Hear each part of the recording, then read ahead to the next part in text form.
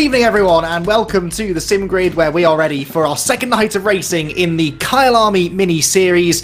We had a fantastic pair of races to kickstart the season a week ago, and now we are back with the same drivers, the same track, but very different cars to provide us with, I'm sure, the same sort of levels of entertainment. Last week was very much an Italian flair with a race apiece for the Lamborghini Super Trofeos and then the Huracan GT3 Evos.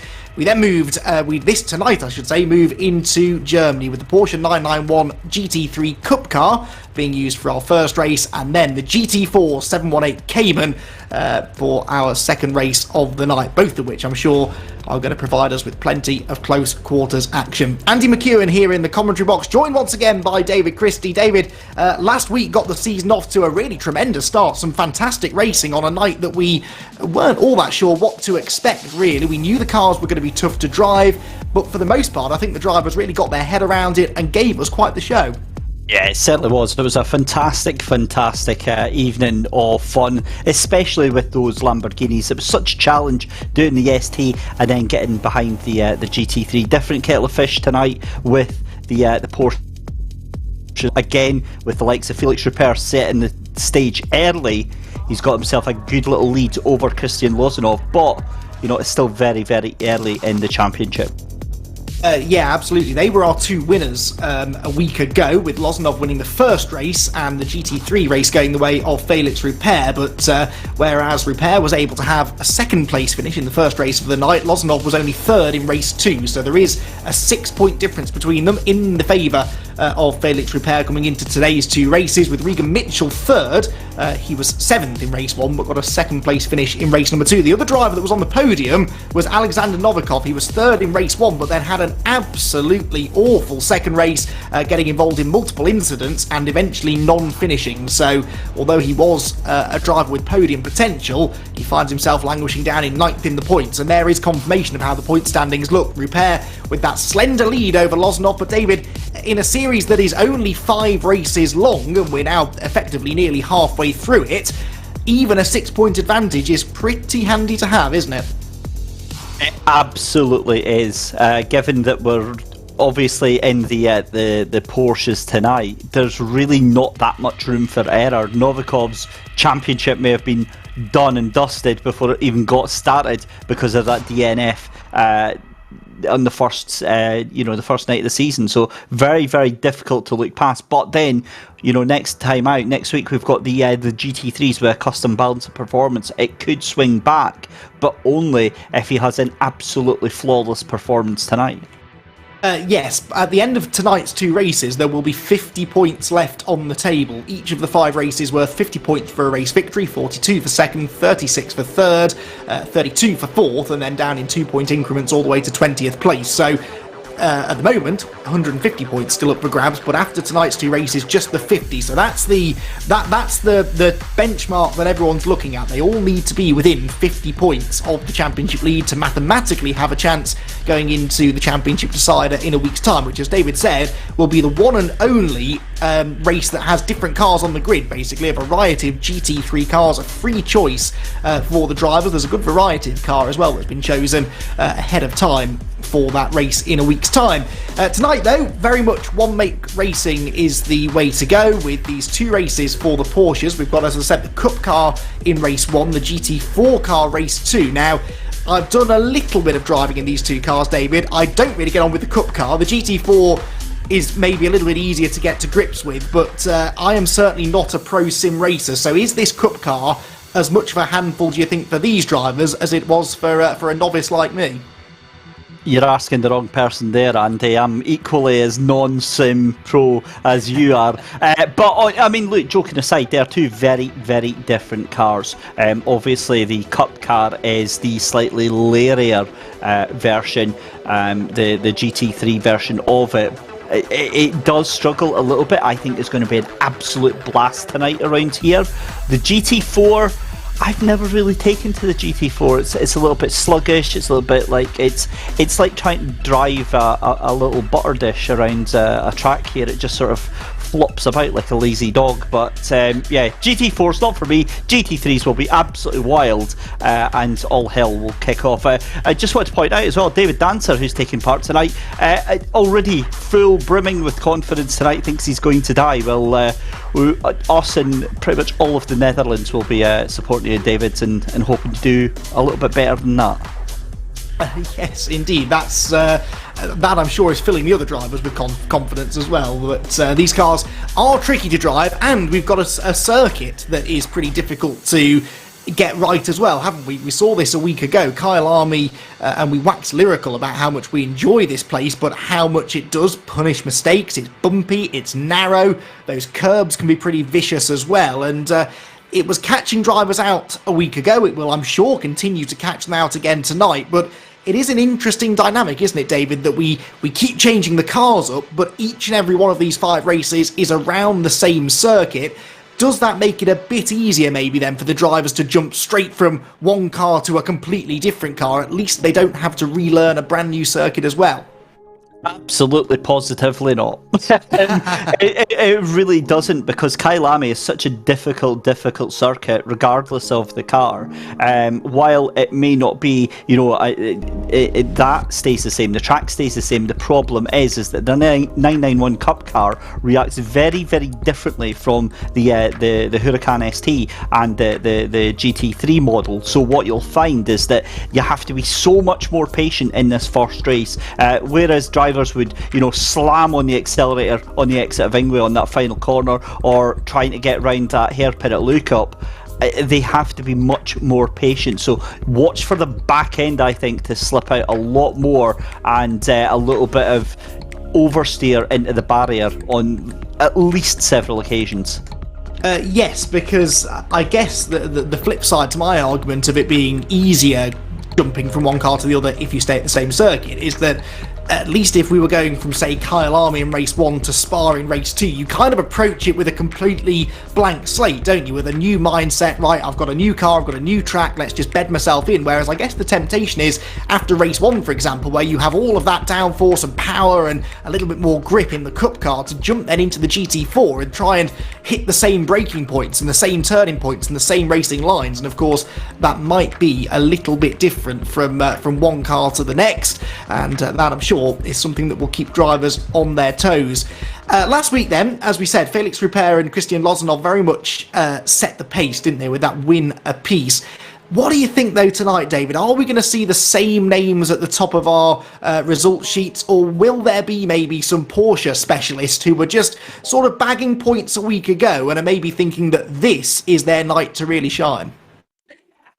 I think it's too early to say, because obviously the Porsche it's just as tricky, I think, as the ST. I wouldn't be surprised to see the same names from the top 10 last week back up at the top, but I would like to think that we get some new names that are up into contention, at least just to make the championship nice and spicy going into that final GT3 round. We'll get our answer certainly in the next 10 minutes or so as we see time start to come in here. But again, what we can do is, as the cars go round to get their tyres warmed up, we can actually go on board with one of the cars and have a little chat about the wonderful, iconic 2.85 mile circuit here in Allendale Road in Midrand, Johannesburg. It is just a fantastic venue for motorsport, and over the past 20 years maybe been a little bit neglected, coming to its former glory within the past five years or so, with the resurgence of things like GT3 racing, the track days, and the local South African motorsport scene has really come alive in the past decade, especially even sim racing and the likes as well. So a wonderful track, Andy, and it just offers some incredibly unique challenges for the drivers. Yeah, it certainly does. And we're getting a driver's eye view here then from on board with Errol Verby, who had a decent night actually a week ago in the Lamborghinis, bagged himself a pair of 4th place finishes, which means that he is, surprisingly enough, 4th placed in the championship coming into tonight on 64 points though. That's 28 off the championship lead, so he could do with a good night tonight, and this could be the start of it. We'll ride on board with him here then as he goes on to his first flying lap in this 15-minute qualifying session for the 30-minute race that will be coming up shortly afterwards into turn 2 actually, Crowthorne. They've already been through the kink at turn 1, turn 3 here and 4 through the Juxkai sweep and then into Barbecue. This tricky off-camber left-hander, you want to use lots of curb on the apex but don't run too wide on the exit, because if you do, you spin the wheels upon that grass, you lose speed all the way uphill now towards turn 6 at Sunset. Wide line in, turn into the apex, don't get on that throttle too early. Errol maybe just losing the front of the car a bit there, he ran a bit too wide coming out of the corner, and then you've got to get back over to the right hand side of the road for the left-hander at Clubhouse, which again, he didn't really make friends with the apex at. He's possibly struggling to build some front tyre temperature up on this, his first flying lap of the session. Down through the S's, turns 8 and 9, can't really pass through there, but a good exit from the right-hander can give you the run up into Loikop, one of the tighter corners on the circuit. Double apex left-hander, and we are not going through it. We are in the grapple trap on board with Errol Verby, who definitely doesn't have the front of this car working quite as he should do at the moment, does he, David? Yeah, it's not looking properly hooked up, but again, that could be just that he's not got the tyres up to temperature properly. Could be waiting to get the brakes sorted out. Maybe just made a mistake and just missed his braking point. So very easy to do this early in the session. The good thing is he's done it now rather than when he relies on it in say 10 minutes time, because what we said time and time again, Andy, is the fact that these drivers will get some what we call banker laps in the first 5 minutes or so, which is laps that are reasonable, they're comfortable, but they're by no means going to set the motorsport world on fire. They're just decent performance laps that are within their ability to churn out time and time again. And then with about say 6-7 minutes to go, that's when they're going to light things up and really start pushing because they know they've got a lot less to lose.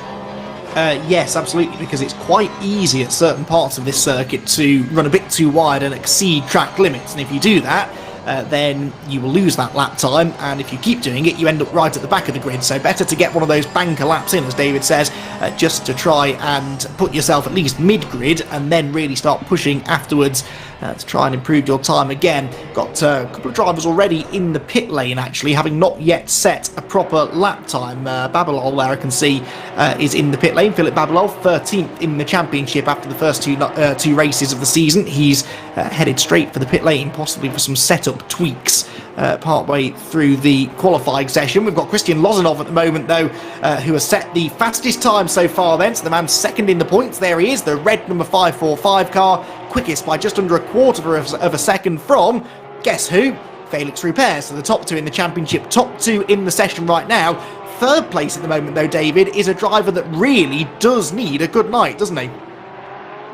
And Novikov at the moment half a second up on the current time, so that would put him into second place. But this is if he's not invalidated it, he was a little bit wide there. We'll see as he comes out the final corner. They're still going though. Looks like it's still a green lap for Alexander Novikov. And if you watch the attitude of the car as Novikov improves, but not enough to get up to second place, and Rupert up into pole position in 1:43.542 ahead of Lozanov, and you can see how quickly that order has changed, because we've got the number 110 of Inman up into third place as well. Regan Mitchell, who is an absolute superstar, keep an eye on this guy, up into fourth place there. Make that fourth.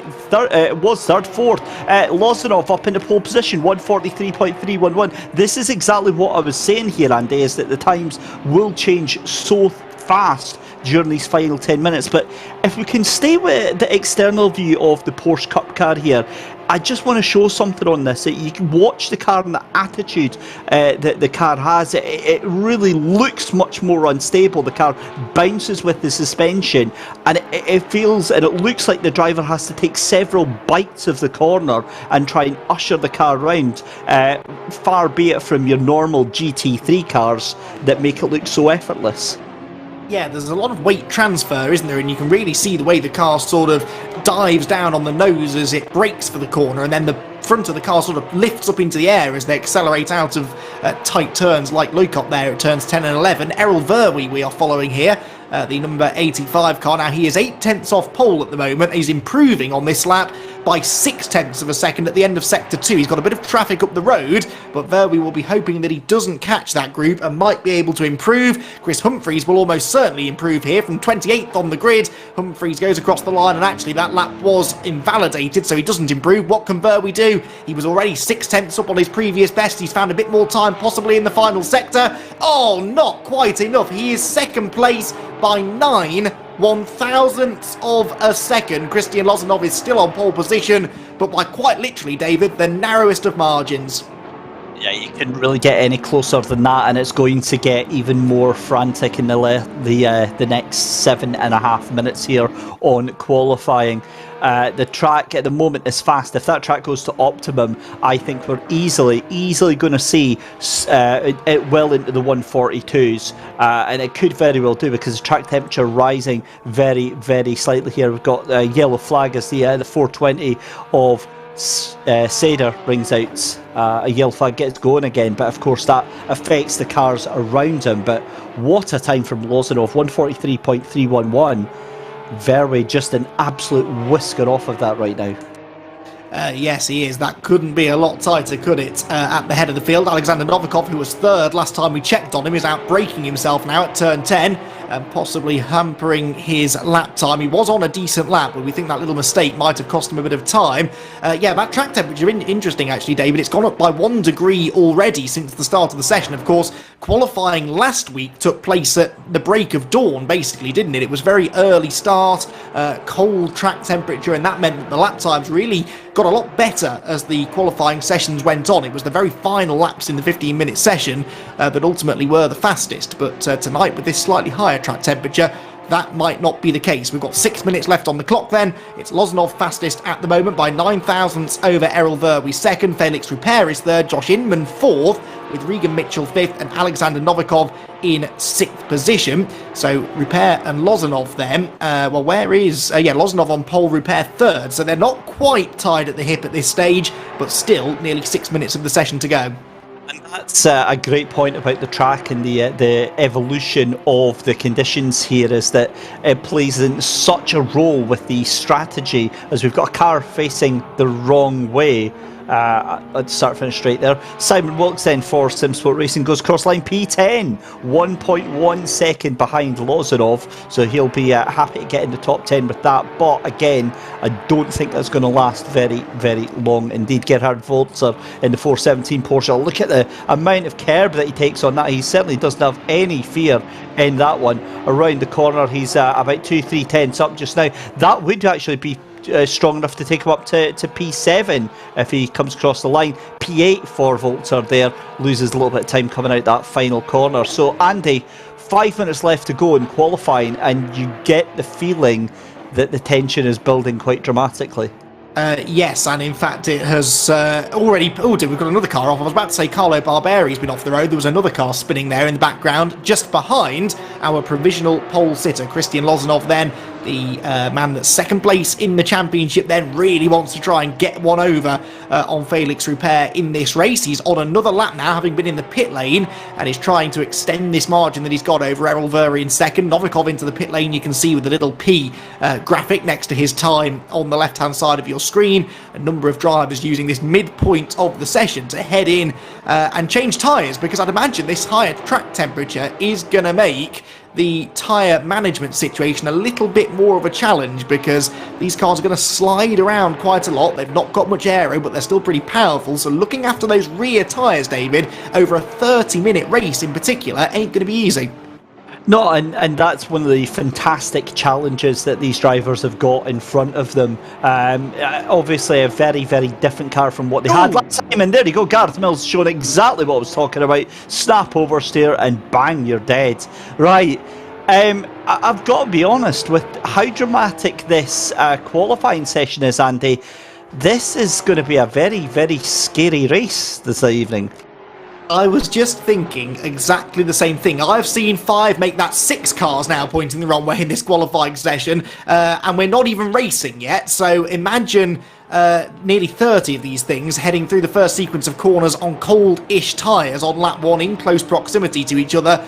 That could get very lively indeed. Now, Philip Babalol, he was in the pit lane, remember, before he'd even set a lap time. He is now out on track. He's 20th at the moment and now jumps back into the top 10. That's where he should be, really. Had top 10 pace just about, at least, a week ago in the Lamborghinis. That knocks David Jr. out of the top 10. Simon Wilkes was in the top 10 earlier on. He's been demoted down to 13th place, but here is Felix Rupert. He's banged a new set of tyres on the car. He's going quickly. Is it quick enough for pole position? It is not, but he does halve the gap now. He was 2.5 tenths away from pole position before. He's now 0.12 of a second off. Thomas Ehrentraut there runs wide, going out of the left-hander at Barbecue.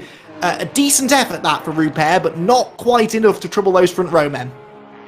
Yeah, and that's exactly it, but he'll have the confidence knowing that he's got the momentum, he's already brought his deltas down. It'll be a case of finding that 1 or 2 tenths, and the track is only going to get faster as we go round. Here's Dave Jr. for SRHI Esports team in that number 10 Porsche, just coming down towards the second half of the circuit here. In fact, no, sorry, that's into the final corner, isn't it? So Dave Jr., oh, that looks a little bit wobbly coming out of that final corner. And look, this is exactly what I was saying. Every single moment you're seeing here is from these drivers not respecting these cars. They're too heavy, too firm on the accelerator pedal, and the rear end just wants to step out. They try and catch it, and before they can catch it, the thing gets into grip and just fires them off to their nearest wall. Yes, because I think I'm right in saying, and correct me if I'm wrong, but there's no traction control in these cars, is there? And I don't think they've got ABS, or certainly limited ABS, but no traction control at all. So very easy to do exactly what Felix Rupert did there and light up those rear tyres, because you're chasing hundredths of a second here in many cases just to try and find a couple more tenths of a second, and he was on a lap there, I believe, that could have been good enough for pole position, was Felix Rupert, but that little moment that he had unfortunately means he's had to bail, and he will have time now for just one more lap. Carlo Barberi, meanwhile, back out on the circuit now after that issue that he had earlier on. 17th place for Carlo Barberi, who showed flashes of pace a week ago, ended up 14th in the points after the first 2 races, and he now jumps into the top 10, 9th fastest there, and again, he will have time for one more attempt. That's why it's so important to be clean and consistent on these laps here, as Novikov coming round the final corner there. We'll see what Novikov can do across the line just now. I think he's a couple of tenths up at the moment. Yep, 2 tenths up, and that gets him up into 4th place. But Andy, a mistake early on in the lap here costs you massively. So obviously for those watching at home, they maybe see a driver losing 2 tenths of a second and they think, oh, that's not that much. But then if that's at the first half of the circuit, that 2 tenths becomes 3 tenths, becomes 4 tenths, because you've lost all of that momentum, as we've got another car facing the wrong way at the just before pit lane. But it's so easy to completely ruin a lap only 3 or 4 corners into this lap here. Yes, it really is. Or indeed, a couple of corners from the end of the lap, as Christian Lozanov just did. He was on a time that could have seen him improve on his provisional pole time, and then he ran wide coming out of the penultimate corner at Cheetah, exceeded track limits, and the time was disallowed. Now, Felix Rupert is on a lap that is 4 tenths better than his previous best. He's got traffic at the worst possible moment. Let's hope that didn't cost him too much time, because this might still be enough for Felix Rupert to steal the pole position. How much will Lozanov regret having that lap time disallowed right at the death? Rupert crosses the line and does it by nearly 2 tenths of a second. Felix Rupert to pole position. Lozanov second, Verwey is third, Regan Mitchell was sixth, but I think invalidated the lap coming out of the final corner. Carlo Barberi jumps to 7th right at the end, so a real flurry of activity here towards the end of the session. Still though, one more quick driver to go, except Novikov's made a mess of it through the penultimate corner and will not improve. Felix Rupert then, that could be, David, a really pivotal moment in this championship, because Lozanov was on a good lap, he was going to improve his time, invalidated the lap, and that then left, easy for me to say, an open goal for Felix Rupert, and he wasted no time in snatching that pole position away. Yeah, and that is absolutely pivotal for the race itself. However, we're going to have to wait and see how it pans out into the race as well, because great lap there from Rob Taplin taking 9th place there. But again, it's all about that run down to the first corner here at Kyalami. That's what's going to be so important. And yeah, look, I've got to be honest, Felix Rupert has a massive target on his back. Christian Lozanov has shown tonight he's definitely got the pace, but so does Earl Verwey and Novikov. Yeah, there are quite a few of them, aren't there, that are pretty close to each other on pace. There is the grid then for our first race in the Porsche Cup car. Felix Rupert with the pole position just, well actually by nearly 0.2 of a second in the end over Christian Lozanov second. Errol Verwey gets bumped off the front row right at the end of the session. Alexander Novikov will be alongside him on row 2. Josh Inman and Regan Mitchell will make up the third row ahead of Carlo Barberi and Harry Phillips, with Rob Taplin jumping into the top 10 there right at the end ahead of Gerhard Walzer. Philip Babalal will be 11th ahead of Ian Harvey, then Dominic Fouquet and Dave Jr. on row 7. Thomas Ehrentraut, after that grassy moment, ends up 15th ahead of Simon Wilkes, Scott Ticehurst and Gareth Mills in 18th place. And that's only really the top half of the grid. It's going to be a busy track when this race gets underway. And Felix Rupert gets himself pole position. Now that doesn't earn him any points, of course. He's not actually done any damage yet to Christian Lozanov in the championship, but Lozanov really wants to try and beat Rupert in this race. He is, remember, 6 points behind Rupert. There is an 8-point swing between finishing first or second in these races. You get 50 points for a victory and 42 for second. So assuming they finish 1-2 in this race, which is one heck of an assumption to make, I realise, but if they did and Lozanov were to beat Rupert, he would take the championship lead away. But of course, Rupert has got himself that track position. And whilst I agree with you, David, that it's only part of the job done here for Rupert. He's still got to get off the line. He's still got to get into that first corner first. But I do think that if he can do that, if he can get his head down on that first lap or so, it might not be that easy to overtake around here in these cars, because they're on such a knife edge that it's going to be a bit tricky, I think, to really go for one of those do-or-die manoeuvres. So getting into that first corner first is certainly going to take one of these drivers a long way towards winning this race, I think. Yeah, two things I would say to that. One is the key word there being if, playing such a core part tonight. But the other thing is that we know both Lozanov, Verwey and Novikov have got, that one lap sprint pace to get that job done. However, if they can stay on the tail of Rupert, fair enough, they may not be able to make the move stick. But again, we've seen what can happen. We've seen the intensity, the mind games that go on. And with how precarious these cars are, Andy, I think that drivers putting pressure on the car in front are in a very, very strong position. Speaking of strong positions, a shout out to Josh Inman, because Josh qualified 5th there and he had a best finish last week of 17th in race 1. So Josh, perhaps one of those drivers who's pretty happy now to be back in something with the engine at the rear of the car rather than the mid-engine Lamborghinis we were in a week ago, and he will be definitely keen to try and take advantage of that. On the flip side of that, Rob Taplin, who was 5th in the points after last week's races, only 9th on the grid. So we are seeing some varying fortunes here between drivers, some that clearly get on with these cars better than others. Maybe they were able to just bank a quicker lap time there. We could well, of course, see people move forward over the course of what will be a 30-minute race. So a long race, lots of opportunities to try and make your way through the field, lots of opportunities for people to make mistakes, of course, and we mentioned it before, tyre wear will be difficult. 26 degrees now, that track temperature, and as we move further through the morning now in Sim, it's just gone 10 o'clock in the morning at the virtual Kyalami circuit, that temperature is just going to keep on creeping up, and that will make the drivers' jobs a lot harder, because we've seen, haven't we, David, these cars are already lethal as soon as you so much as look at the right pedal. When those rear tyres start to overheat and wear out, that's going to be even more of a challenge. Don't know about you, but I'm quite excited about that. Same. On that note, it does add a very, very interesting thought onto that, though, because, how far do these drivers want to push? Do they want to drive at maybe, say, 90, 95% and try and think about that tyre life? Or do they want to just gun it and just absolutely push that thing to everything that it's got, knowing that within the last 5 minutes or so they could seriously suffer with them? It's going to be an awesome race nonetheless. 30 minutes here at Kyalami. Look at that wonderful circuit. It's such an impressive venue. It's such an old school looking venue. It's like when you were a kid and you get Skeletrix out. That's the sort of track that you would try and make with it. But awesome night tonight. I mean, it's a brilliant series, the idea of having different cars in the championship, and really I think it really exposes how good some of these drivers are.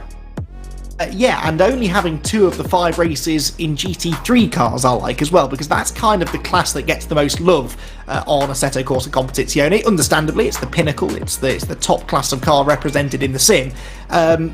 But consequently, I think drivers maybe end up spending a lot more time in those GT3 cars than they do in the Cup cars, both the Porsche and the Lamborghini Super Trofeo car, or the GT4s as well, which of course are a newer addition to the sim as well, comparatively speaking. So it's nice to almost force them into driving cars that they haven't got as much seat time in, and that is certainly contributing to the unpredictability of this series, I think. And then, as we've said, you throw in a track that doesn't get used quite as often as some others, and it is guaranteed drama and excitement. Now, green flag lap getting underway then, cars making their way out onto the circuit ahead of the start of round number 3 of the Kyalami Mini Series, and there is the view from the virtual starting gantry of the field of cars making their way down into that first corner. It's a long run, isn't it, into that first turn as well, David, which last week did present a little bit of drama, didn't it? Because it gives drivers that are on, say, rows 2 or 3 of the grid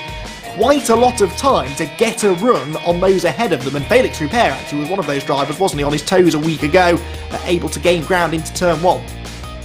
He certainly was, and again, it's that key word, momentum. It's all about being able to bring out your speed out of that final corner and just absolutely gun it down the track there. Now, I'm just also noticing that we've got someone that hasn't started. That's Tom Nicholas in the 27, who appears to be just sitting stationary, so we'll get an idea on what's happening there. Andy, I'm going to give you a little bit of an insight here and a little bit of sneaky inside knowledge, and for those watching at home, I've got a little tip for tonight. As one to watch, I don't know if they're going to win specifically, but I watched them in another race that I was commentating on the weekend, and by far it was one of the most exciting stints that I have ever seen in sim racing. The talent that this young man displayed is just off the chart. It's 6th place, number 69, Regan Mitchell. I did mention him very, very briefly, but I was commentating on a race on Saturday that I saw him in, and my goodness me, the moves and the pace and the confidence that he has was just absolutely absurd. So I'm expecting big things from him. Yes, and had a good battle with Errol Verwey a week ago as well, didn't he? As Michael Hamlet has just reminded me, I must say, in the Super Trofeo race, which of course I also had remembered, but Michael just tipping me off about that one as well. But yes, David, you've just committed the cardinal sin of commentary, though, because you've just said good things about a driver before the race has even started. So one of 2 things will now happen. Either Regan Mitchell will live up to this billing and charge through the order and win the race, or he'll end up in the gravel trap at turn 1. So we shall see which of those 2 fates befalls him, but he will be one to watch, I agree. 3rd in the championship, remember, as well, it's Regan, after finishing 2nd in the 2nd race a week ago. So yeah, not a bad shout, that. 2x2 then, they come through the final few corners. Christian Lozanov there, the red car, not on pole position this time. He was on pole position for our first race a week ago. He won that race from Felix Rupert, who came through from the 2nd row of the grid, elbowed his way into 2nd place at turn 1 and sort of stayed there to the flag. This time, though, the top 2 in the championship are together on the front row, with just 3 races left now in this Kyalami Mini Series, the first of 2 tonight before the GT3 race, the longer GT3 race in a week's time to settle it all. Very wide line there being taken by Lozanov out of the final corner, but they do now present themselves to the start-finish line when the red lights go out. We're away and racing for 30 minutes here. Round number 3 of the Kyalami Mini Series from the Kyalami circuit in South Africa is underway now as they pass under the starting gantry and up towards turn 1 they go. The green flags are flying.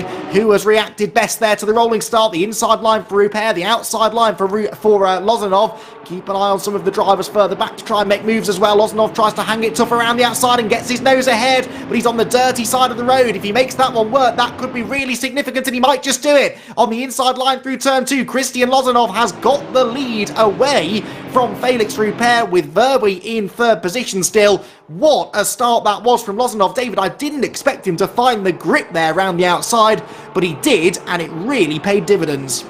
He's not the only one. That outside line seems to have paid off dividends for all of the cars that were in it, because we saw Lozanov jumping up into first. I think we've got third place from fourth, and we had Regan Mitchell up into, I think he moved up into fifth place, but Babalal having a bit of a moment there. A couple of cars involved in that. You've got, let's see who else is up there, Taplin involved in that one as well. So yeah, not what you want to see, but again, very, very calm given the amount of cars starting.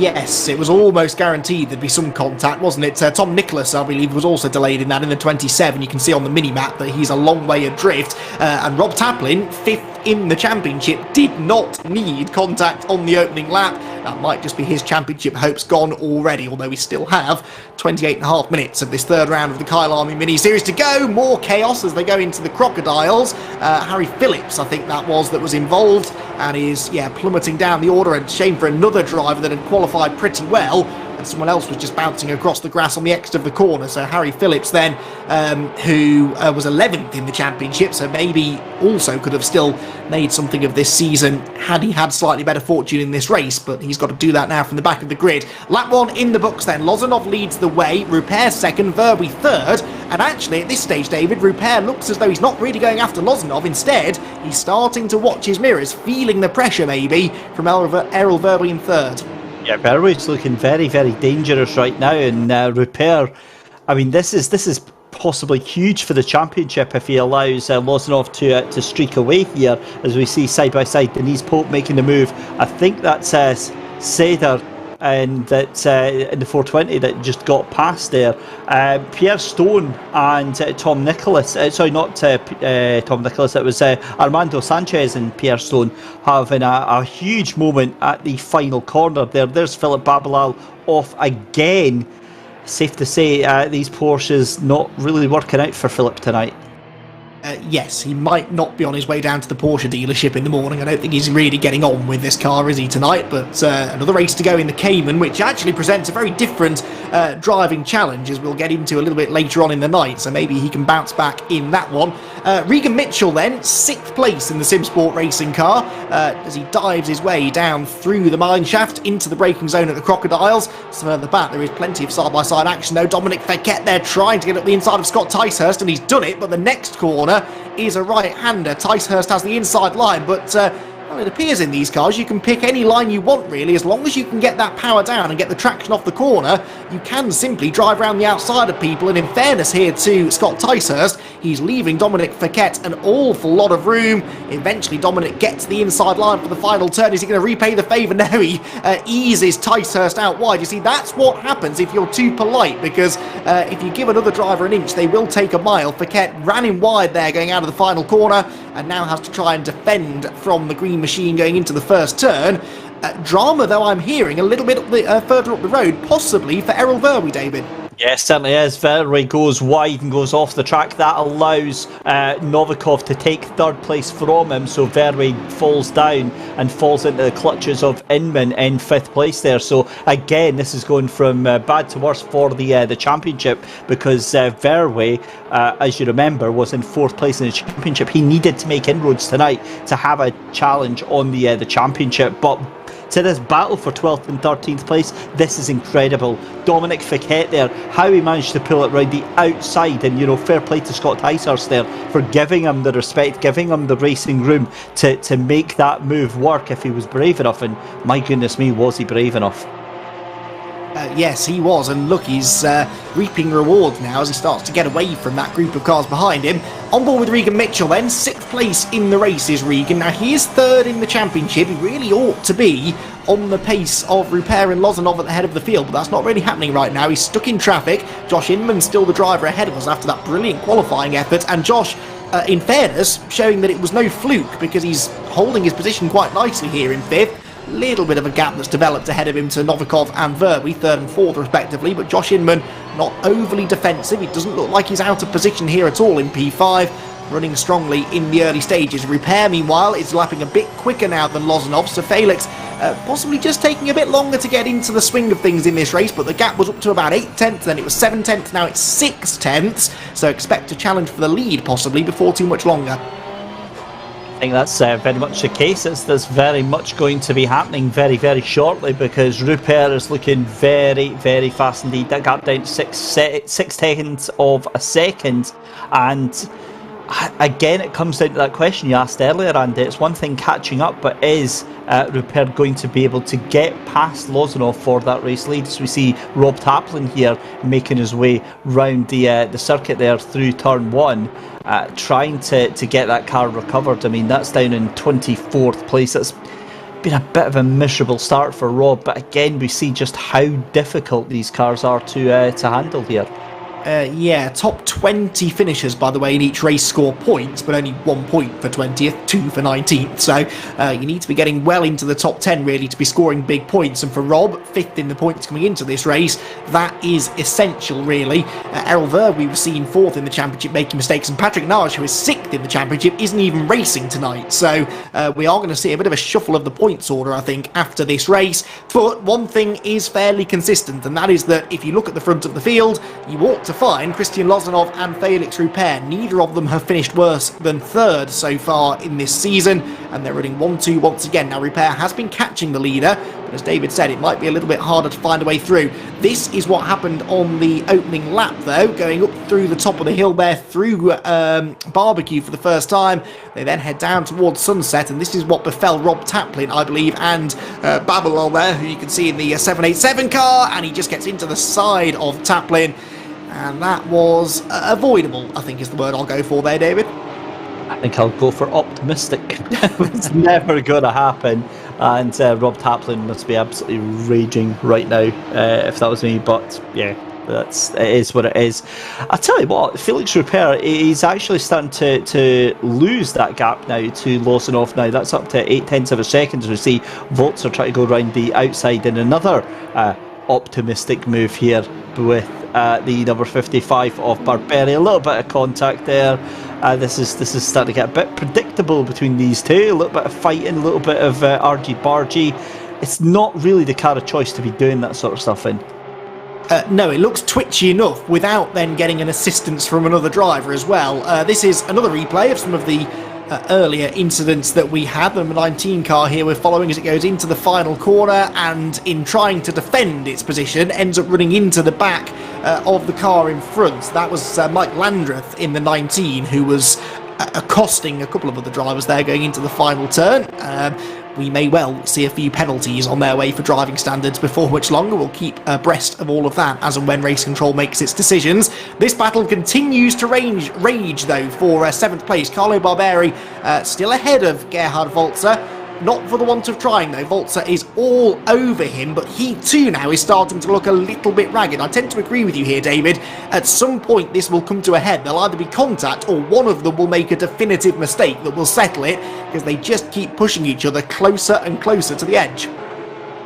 I don't think it has to be one or the other. I think it's going to be both, as we see the number 9 having a little bit of a moment around the back of the corner here. Let's see, this is the 222, 2 wheels on the grass. That is, ouch, that is going to be a repair bill and a half for the front end of that machine. look, this is the problem, is the fact that it's fine trying to do qualifying laps where you're pushing things, and if it doesn't go wrong, that's it. But if it goes wrong here with that extra fuel load that you've got on here, you've got a grippier track, the car's going to handle completely differently. It's much hotter on the track as well. I mean, these things are literally so difficult to keep in a straight line. It really does amaze me here. This is the number 9 completely losing it on their own here. This is further up with the 21 and 787. A little bit of contact there for the 21. That's Andres Afirtos. Yeah, that move was never going to work, and you can see the remnants of Pierre Stone having a huge hit into the wall there. And yeah, I don't think he's going to have his no claims bonus after that one, Andy. I also don't think Philip Babelot will have a particularly long Christmas card list this year, because that is another driver that he's had contact with now as he tries to work his way back up the field. And of course, it's not worked because he's still 32nd and last after his various issues. So not really making friends is Philip Babelot. Oh dear, now what's happened? Well, this is 3 wide going into turn 1, which ain't going to work, and it looks like the 214 car might be about to make it 4 wide, and indeed they do. Oh, Babelol's in this one as well. Oh no, Babelol into the side of the 19 of Mike Landreth. That's Landreth's second moment of the race as well. Oh dear, oh dear. It is always the same people, isn't it? And this is very easy to do, David, when it's not your day and things aren't going right and you've had a couple of moments. The temptation is just to throw caution to the wind and just get stuck in and try and dig your way out of the hole. But in cars like these, you just can't do that. You can't grab these cars by the scruff of the neck and just force a result out of them, force speed out of them. You've got to try and be a little bit more gentle, and that perhaps is what Regan Mitchell is doing, because he has finally found a way past Josh Inman now for 5th. Yeah, great move there from Regan. You can see there that he's a couple of seconds now off the back of Verway. Hopefully he's got the pace that now he's been unleashed to get that. He might be able to catch up to the back there. But again, Felix Rupert now falling into the clutches of Novikov. Novikov is starting to bring that gap down very, very slightly. We've got a penalty coming in, cars 19 and 114. It's a drive-through to car 19 for avoidable contact. So that is Mike Landreth there, and that'll likely be what we saw in that replay there.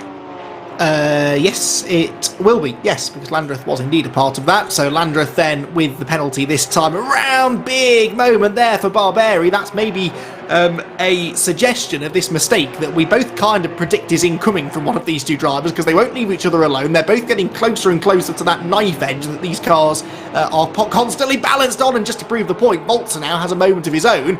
They're also being caught actually by Thomas Ehrentraut in 9th position. You can just see him there in the white and purple car just flashing through in 9th position. He's only just over a second behind them now, with David Jr. rounding out the top 10. We've got another spin now. Harry Phillips again. Isn't that the second time he's been off at that corner as well, David? Harry, another driver having a bit of a race to forget here. Yeah, look, this is going to be the theme for the night here, because as these tyres start overheating and start getting sticky and slidey, the patience just runs out with these drivers. They forget just how gentle and delicate they have to be with the throttle on these cup cars. And you've seen so many times how often it'll be a little slide like that, and then they'll try and catch it instinctively, and instead the car goes nope and just throws them off into the wall instead. And look, we've seen plenty of them so far, and with another 15 minutes left to go, yeah, we're going to see a ton more. Yeah, because the problem is these cars, as we've documented, no traction control, high track temperature, therefore high level of rear tyre wear.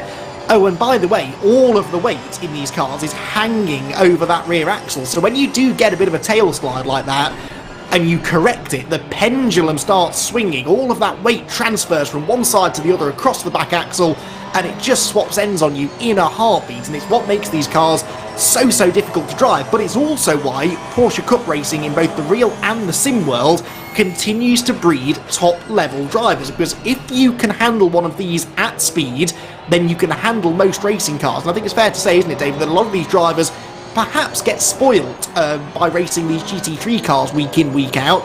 sticking them in a car like this with limited downforce, no grip at the back of the car, it's a real test, and it does show that the cream continues to rise to the top. Certainly does. You know, I would absolutely love it. We need to get Harry King onto to sim racing. He would be absolutely incredible, I think, with his skill. Multiple incidents on laps 1 and 2, and I tell you what, this is a first. I have never seen this on the SimGrid before, so sit down, ladies and gentlemen. Philip Babalal gets a qualifying ban.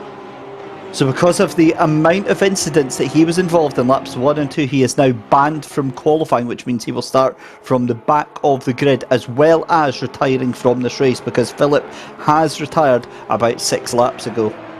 Yes, and so they can't give him a drive-through penalty, of course, because he's not in the race to serve it. So in lieu of that, they've decided to give him a penalty that follows on into the next race, which means he won't be able to qualify, which means he'll start from the back of the grid, which means he'll be even more frustrated now, and I reckon that might not be the last we see of Philip Babalal, but let's hope he's having a stern word with himself now before the second race of the night gets underway a bit later on. Right, back to some of the battling at the front of the field. Lozanov now has a 1.8 second lead over Rupert in second, who's just over a second ahead of Novikov in third as well. We were just seeing there the fight for 7th and 8th, which is still raging on. But we jump back now to the recovery drive of Rob Taplin. He's back in the points here, David, 19th position. The car seems to be driving okay, actually, considering the amount of hits that it's had, particularly on the front end.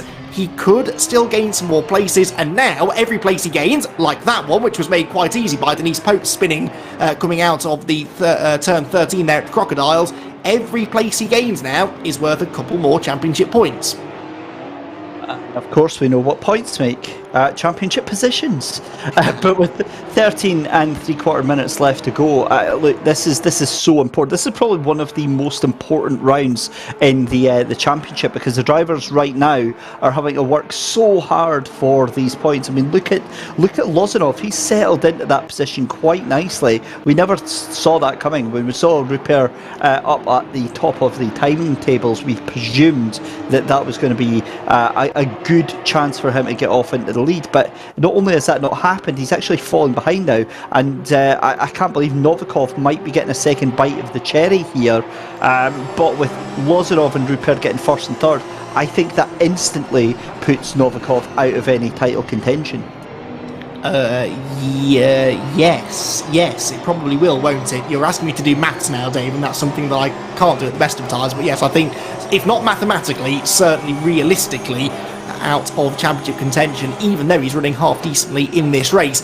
Carlo Barberi is also running pretty well, and he's still ahead of Gerhard Walzer, and I'm more surprised almost at the fact that both of these drivers are still on the track, because they have been so leery. Almost every acceleration zone they're getting sideways and going into and through the corners as well half the time. But Walzer, as close as he gets here to Barberi, and he's never been more than a few car lengths behind the 55 car, he just can't quite prise that door open and find a way through. They're continuing to be caught now by Aaron Trout and Dave Jr. as well. Aaron Trout less than a second behind these two now. Jr. in 10th place is only half a second further back. Into turn 2 they go. Defensive line taken by Barberi. Will that slow him down on the exit?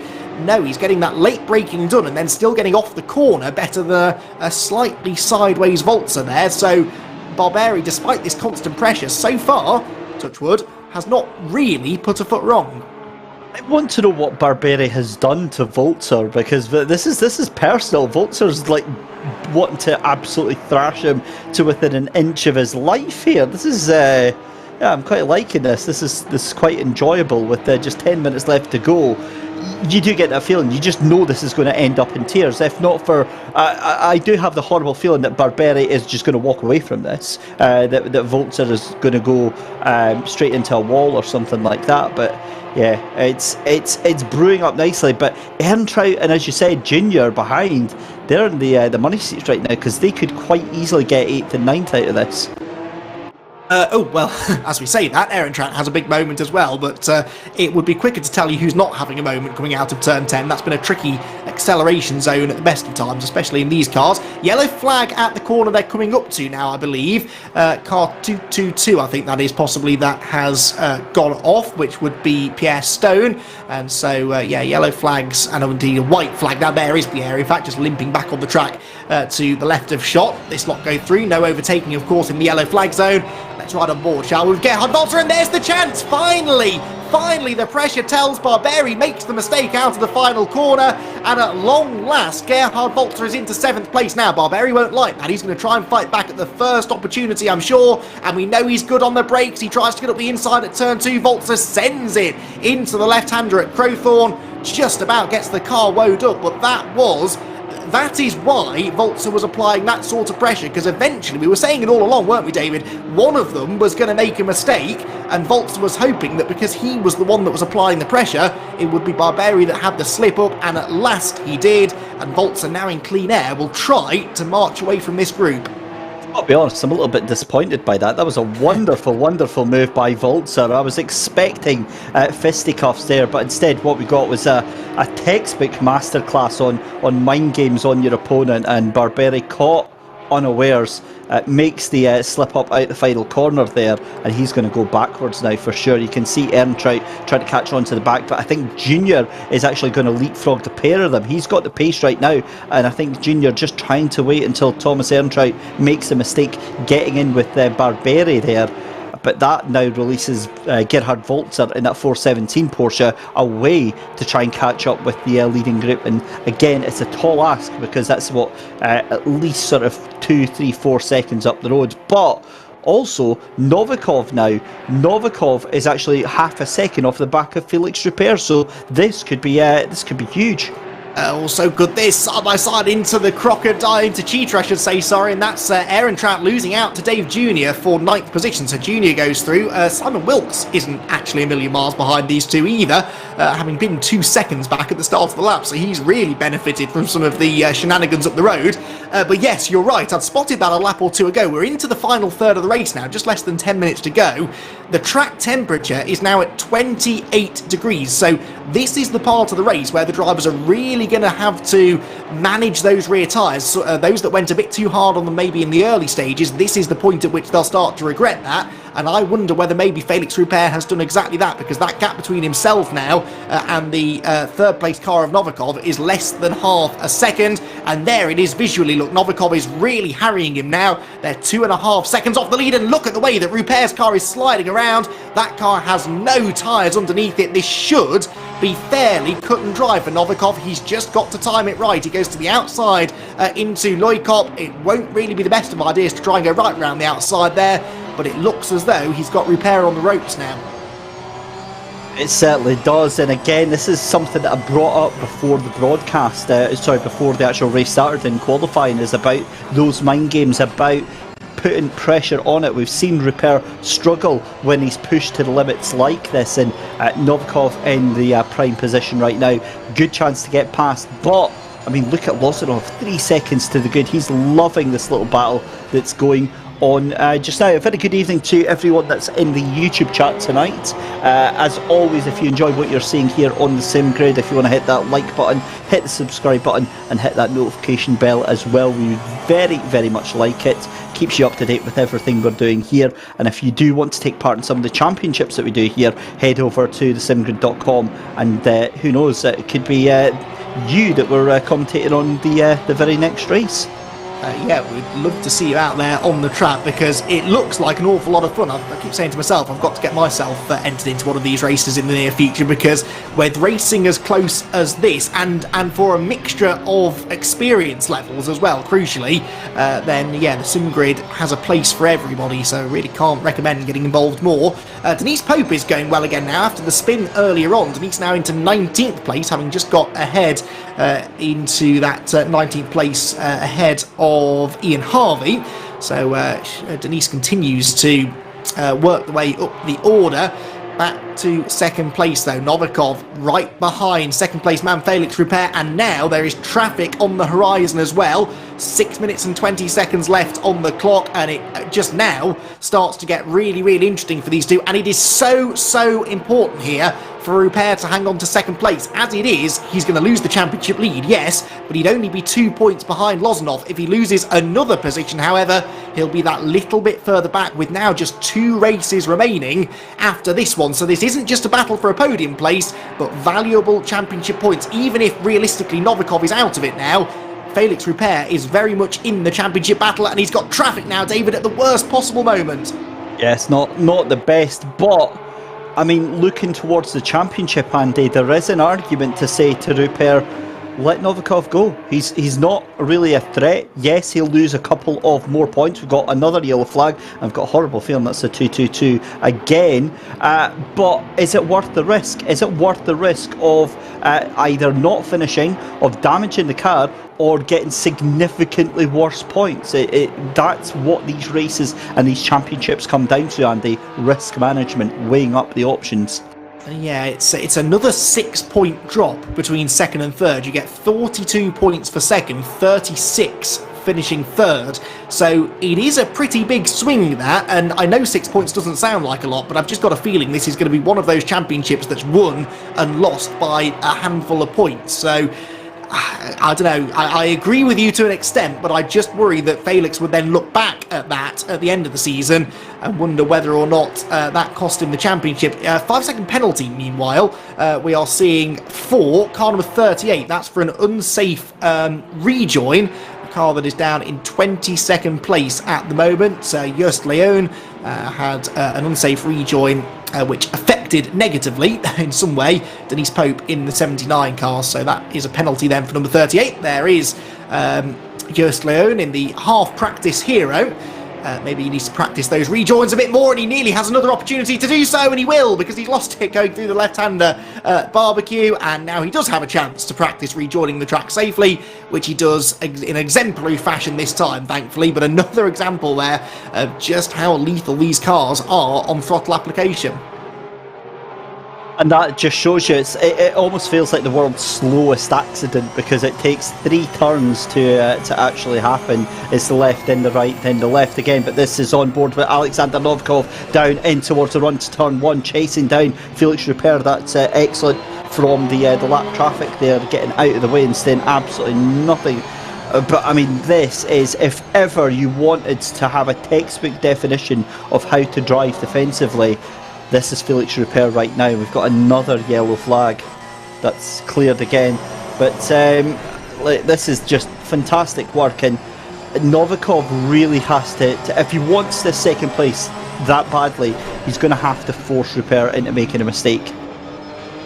Yes, which, I mean, Rupert's had a couple of mistakes, but nothing major enough to simply hand second place over to Novikov. And with now just 3 minutes remaining, Alexander will be starting to get maybe a little bit more impatient here then. We ride on board with, well, on the left hand side of your screen, the second place man, on the right hand side of your screen, the third place driver, Alexander Novikov, who is asking all the right questions of Rupert. But so far, as we saw last week, in fairness, defensively speaking, Rupert has all the answers. He really does seem to be good at placing his car in the right spot so that he's covering the line, but he's not compromising his lap speed. If you really defend and over-defend in some of these tight corners, you leave yourself all out at sea coming out of the corner, and the driver that you're defending from just gets a run and drive straight past you anyway. But that is absolutely not what Felix Rupert is doing. Rob Taplin's recovery drive, meanwhile, has brought him to 16th place now, and onto the tail of the 501 car. This is Kevin Rowland, and this is probably the last position that Taplin realistically will gain here, because there's some 3.6 seconds behind the next group, so Taplin, in a way, can afford to be a bit more patient about this, can't he? See, that's the difficult thing, though, is when you're in that position, when you're behind the wheel. Obviously we get the luxury of having the live timing board, and what a move. Are you kidding me? Almost round the outside of Roland there from Rob Taplin. NSN Racing, what a move that would have been if he got that done. But again, you just keep pushing as a driver. I've been in that position myself behind the wheel, and if you're not pushing, that's when the accidents start to happen. If you push too much, that's when the accidents start to happen. So you've got to find that sweet spot. You've got to find that happy place where you're on pace and you're keeping the laps going through, but you're not driving the car too hard, and you're not got the luxury of being able to think about things. Yeah, well, right now he's thinking about getting the cutback out of turn 2, which he might just have done to perfection. Up the hill they go, through Crowthorne and the Jutsky sweep and into Barbecue, and he's ahead. So Rob Taplin with a pretty textbook exit from the corner. I have to say his rear tyres seem to have been looked after pretty well so far, don't they? Down through the left-hander at the mineshaft we go. This is the penultimate lap about to be completed then, so just over one more lap of the Kyalami circuit to go. And now Rupert seems a little more comfortable in second, doesn't he? He's pulled a few car lengths advantage over Novikov in third. There is one more back marker to be dealt with. Novikov's the one making the mistakes, though. Took too much curb there through Cheetah, ran wide over the grass, and that means that Rupert gets another little bit of a break on him. The back marker in front, I'm sure, will try its best to stay out of the way. Christian Lozanov, though, has checked out. 3.5 seconds nearly is his advantage with a lap to go. This really has been a textbook performance, and as I sort of predicted might be the case, it all came down to that first corner. He may not have started on the inside line, but he got through at turn 1, and that proved to be the pivotal moment. It certainly was, and look, he's just shown that he's got the class, he's got the skill, he's got the ability and the pace, and managed to roll that all into one tonight. Had confidence to just fire that car around the outside, and just have the belief in himself to take that. And look, we've barely seen him in this first race at all because he's been so comfortable out at the front. The laps he's been putting in is just sublime, absolutely sublime, and completely deserves a race win for Christian Lozanov tonight. Felix Rupert, again, didn't win the race, but I mean, arguably put on a more dramatic performance, because towards the end there, having to fight off Novikov like that was a pretty special affair there. David Dancer, though, I mean, he didn't have too much confidence in chat earlier on, and he's looking like he's going to finish in 21st place. I'd be fairly happy with that. And it could get better, actually, because he's right on the tail, isn't he, of the 20th place car. So he could scrape a point out of this. If he can, it will be at the expense of David Fong, or perhaps Denise Pope, who's just ahead of them as well. The leader, though, is at the final corner. Christian Lozanov is going to come through to take his second win of the season. He won round 1, he was third in round 2, and now he's back on the top step of the podium in round number 3 of the Kyalami Mini Series. Second place goes the way of Felix Rupert, who after a race-long defensive drive, certainly through the second half of the race, is successful in keeping Alexander Novikov behind. He will lose the championship lead, Rupert, but by just a couple of points to Lozanov, with 2 races still to go. Errol Verwey 4th, Regan Mitchell 5th, Josh Inman 6th, and that's a really good drive from Josh after a slightly disappointing start to the season a week ago. Gerhard Walzer, as we documented, got the better of Carlo Barberi by 3.5 seconds in the end, and rounding out the top 10, Thomas Ehrentraut. Now, what about this fight for 19th, 20th and 21st? Denise Pope weaving around, trying to stop David Fong in the roasted racing Porsche, getting a run into the final, or the penultimate braking zone really, at the Crocodiles. Closes in on Denise Pope, does David Fong, and of course Dancer will be thinking, go on, have a go, take each other out, because that would give him 2 places there for the price of 1. They're going into the final corner though, so if it's going to happen, it will happen now. And there was a mistake there for David Fong, got a bit too sideways out of the Crocodiles. Denise Pope still chose to defend into the final corner. They come off the corner pretty much as one though, so Denise Pope, I think, is going to come home in 19th with David Fong 20th, and David Dancer just missing out on the points then at the end of another frenetic race. Brilliant racing there, David. The championship takes another twist, with Lozanov taking the points lead away from Felix Rupert. And the good news is we get to do it all again now in just a few more minutes' time in the GT4 Cayman. Very much looking forward to that. But do you know what won that for Christian Lozanov? Not only this first corner move here, just beautifully around the outside, had the confidence to smoothly get back on the power. I think that's what did that for him on that move.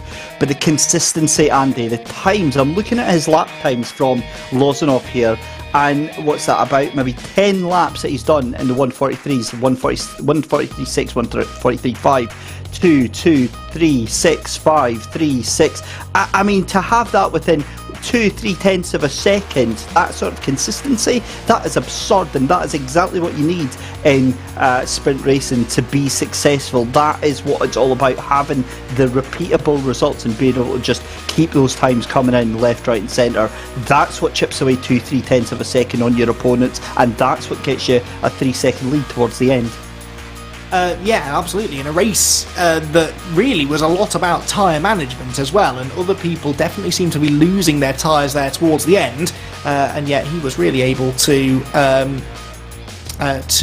pick his keep his pace up throughout the whole of the race. Right, whilst we're waiting for Christian Lozanov to arrive and have a chat with us, we're going to have a chat instead with the driver who we were following quite a lot there towards the end of that race, David Fong, who I believe will be able to join us now. David, we were enjoying watching your battling there towards the end of the race. You were just about held on in the end to the final point, but that looked like it was hard work.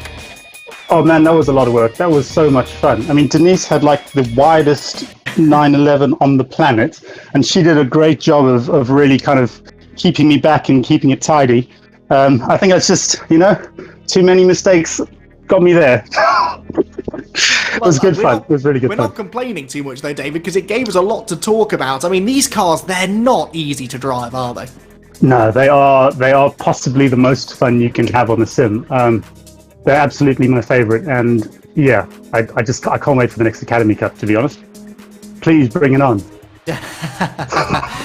No, they're great because they just move around and they turn and they do what you want them to do.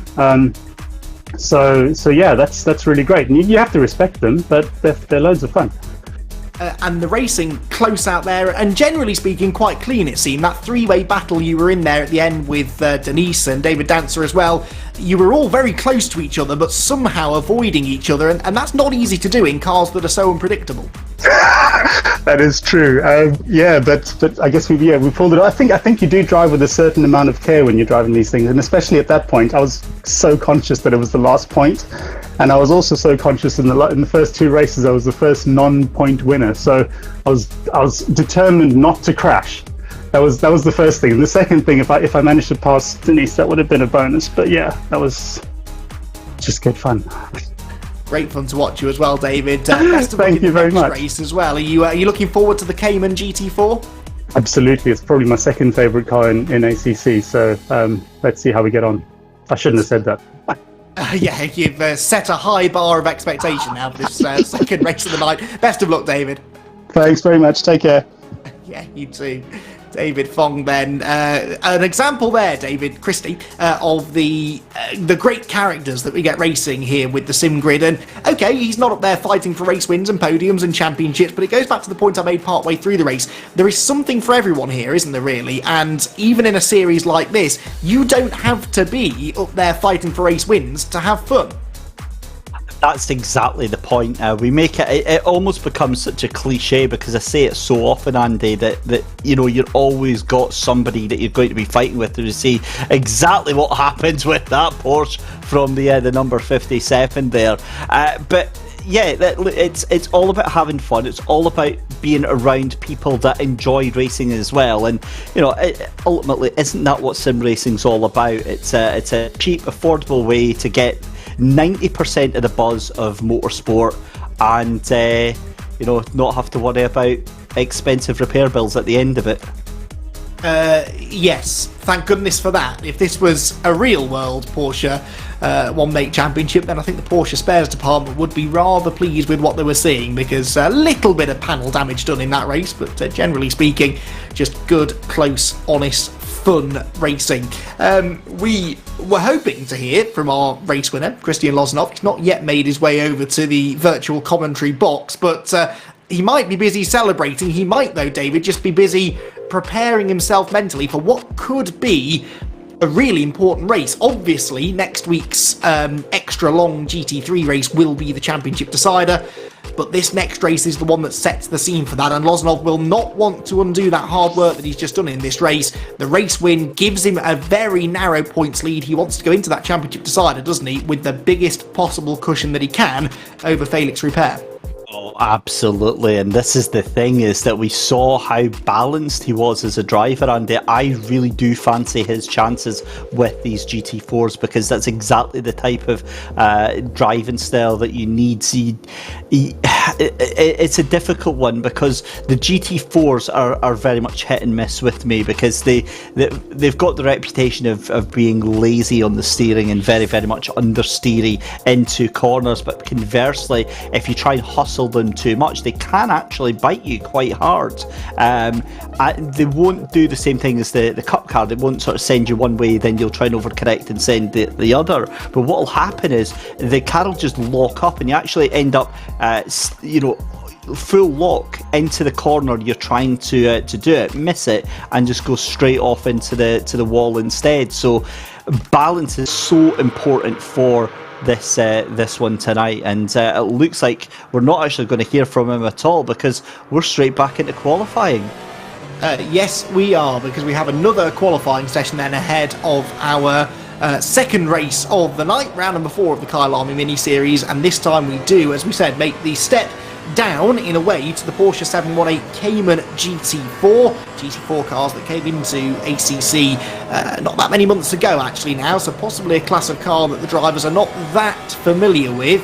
They do produce good racing, in fairness, and of course there is these days, well, there in fact are a number of real-world Cayman championships, including one here in the UK, so it's a popular little car. This does have its own unique sort of driving style required to make them tick, as David's sort of been alluding to, but GT4 cars, although they might be a bit lazy and a bit slower and a bit heavier, are in theory a bit easier to drive than some of their more powerful Cup or GT3 counterparts. So we should see, I reckon, possibly some of the closest racing we've seen so far, actually, because these cars are less likely to be trying to kill you at every opportunity, and that might just allow the drivers to get that little bit more confident. And we all know that when drivers get confident, they get bolder and they get braver, and they start taking bigger and bigger risks. And in fact, just as I'm saying how drivable these cars are, Harry Phillips has a big moment there on possibly slightly cold tyres, going down into the crocodiles. So this is not going to be a cakewalk, is it?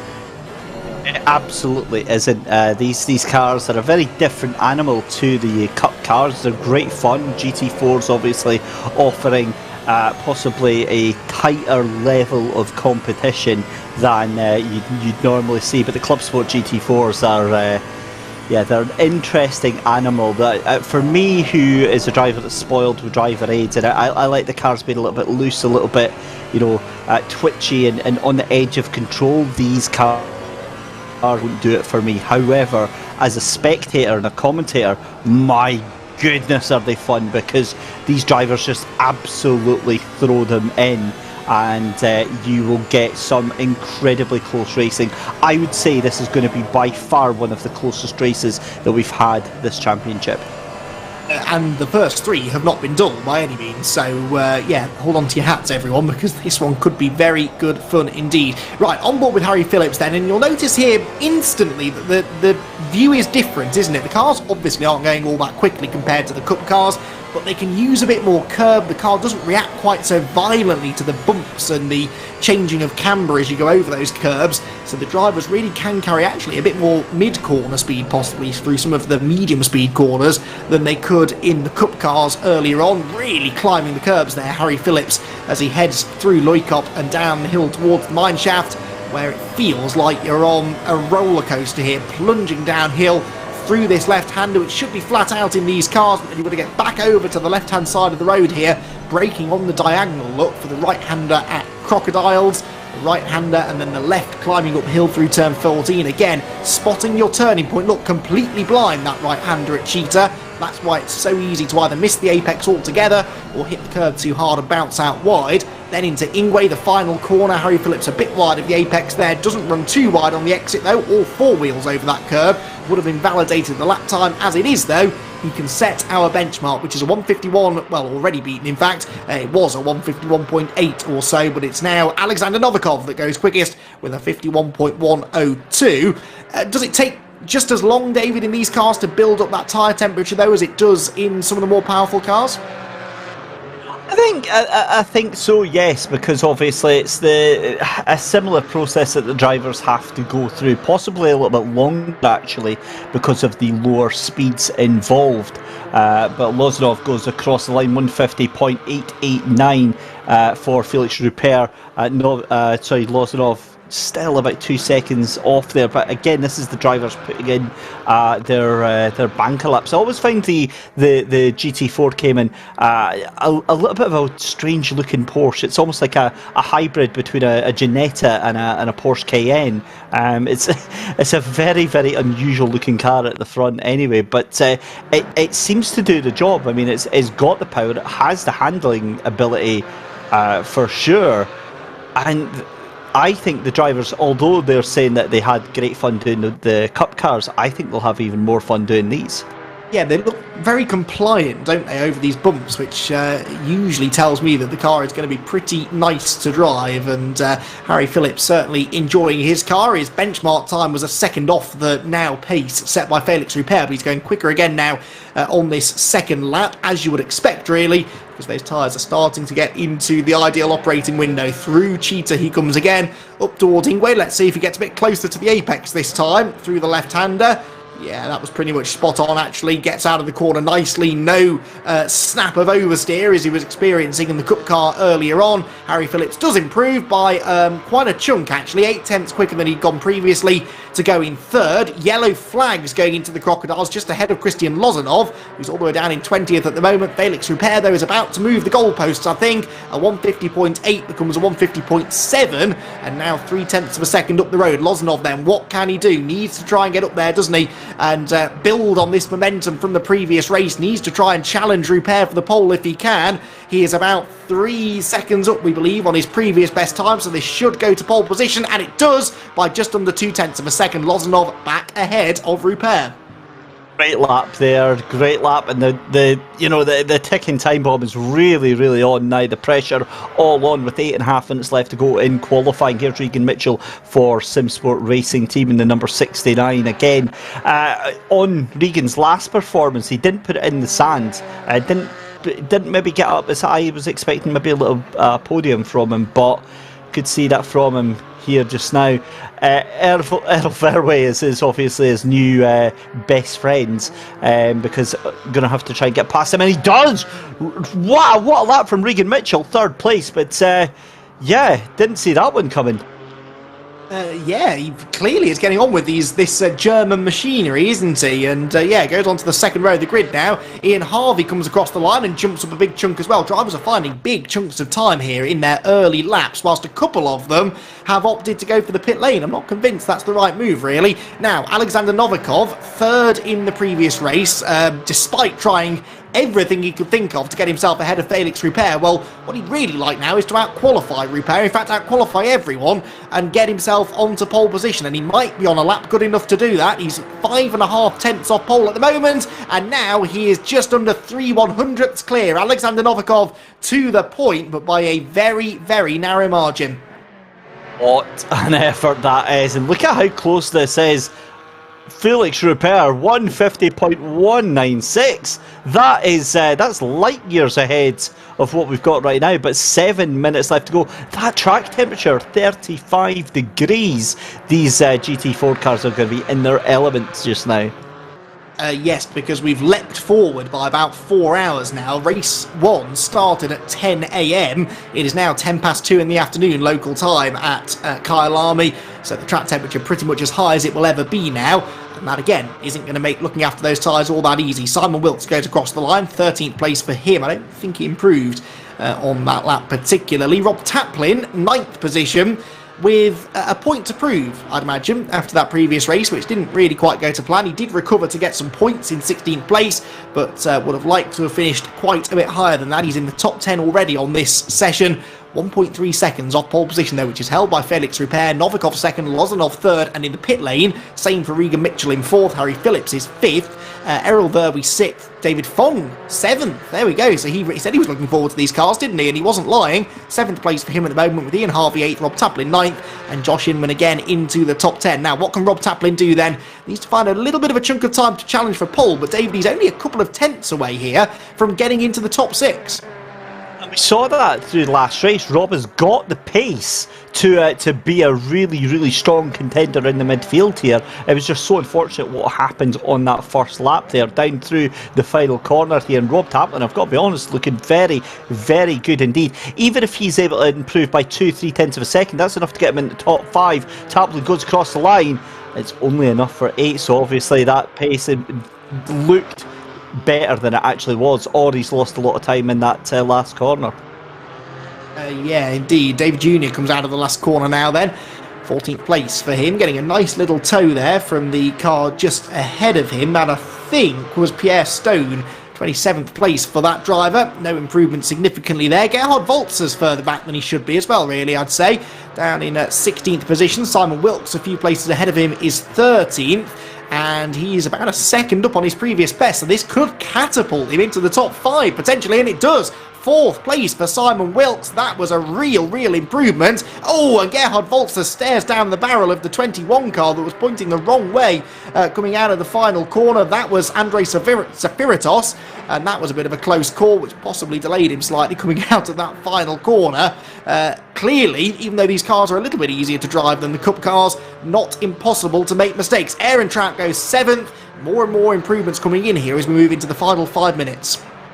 Awesome stuff. We've still got a yellow flag, and I've got a feeling that that's for that number 21 car on the final corner here. This is Errol Verwey trying to catch back up to his new best friend, Regan Mitchell, as Pierre Stone doing a little bit of... I didn't know Porsche made lawnmowers, but obviously that is the brand new yellow variant of that, but gets back on track in a difficult evening for Pierre Stone. But he'll still be having great fun out there. He'll be having an absolute blast taking part in this tonight. Yeah, the sort of New York taxi livery on that car. He needed a taxi to get back into the circuit. He was that far away from where he should be. I'm not quite sure how he got there or why he chose that line to bounce back on the road. But anyway, thankfully, avoided everyone else as he did get back on the road, and he'll have time to get another lap or so in the books. Gerhard Walzer, a little bit of a strange performance this, isn't it? We saw that really fighting drive in the Cup car in round number 3 earlier on tonight. 18th place, the best that he can wrestle out of the Cayman GT4. I find that hard to believe. Let's see whether he can improve on this one. Had that little incident, or not an incident, but he had the yellow flag that came out just in front of him on the previous lap, but he's all out of shape there. Into the right-hander at the Crocodiles, turn 13. He runs wide as a result, and that looked, David, like an example of what you were saying. When you get it wrong going into the corner, there's just nothing you can do about it. The car just won't turn. It understeers out wide because it's big and it's heavy and it doesn't have that aero. You actually have to be more precise, in a way, in your braking and turning points, because if you get it fractionally wrong, there's very little you can do then to rectify it. Absolutely. These things are a lot easier than the Cup cars, but if you get it wrong, you're still getting it wrong, and it's going off somewhere.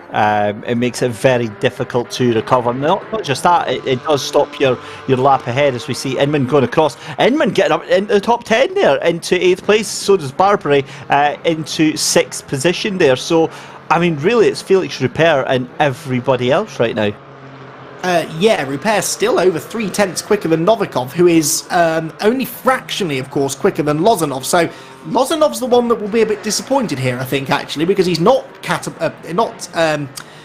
taking advantage of the run of momentum that he might have had after that win in the previous race. He's actually now not only being out-qualified by his title rival, but is a couple of positions behind him right now. Gerhard Walzer, meanwhile, still hasn't improved after that mistake that he made on the previous lap. We think he might be up again on this lap, but leaving it to the death now. He's got time for one more lap after this one. Gerhard Walzer hasn't really had any traffic either to blame, has he, in this session? Just been making a few little mistakes. Chad Smith comes out of the final corner. 23rd place for him right now. Can he improve? He's 2.2 seconds off pole. He improves fractionally.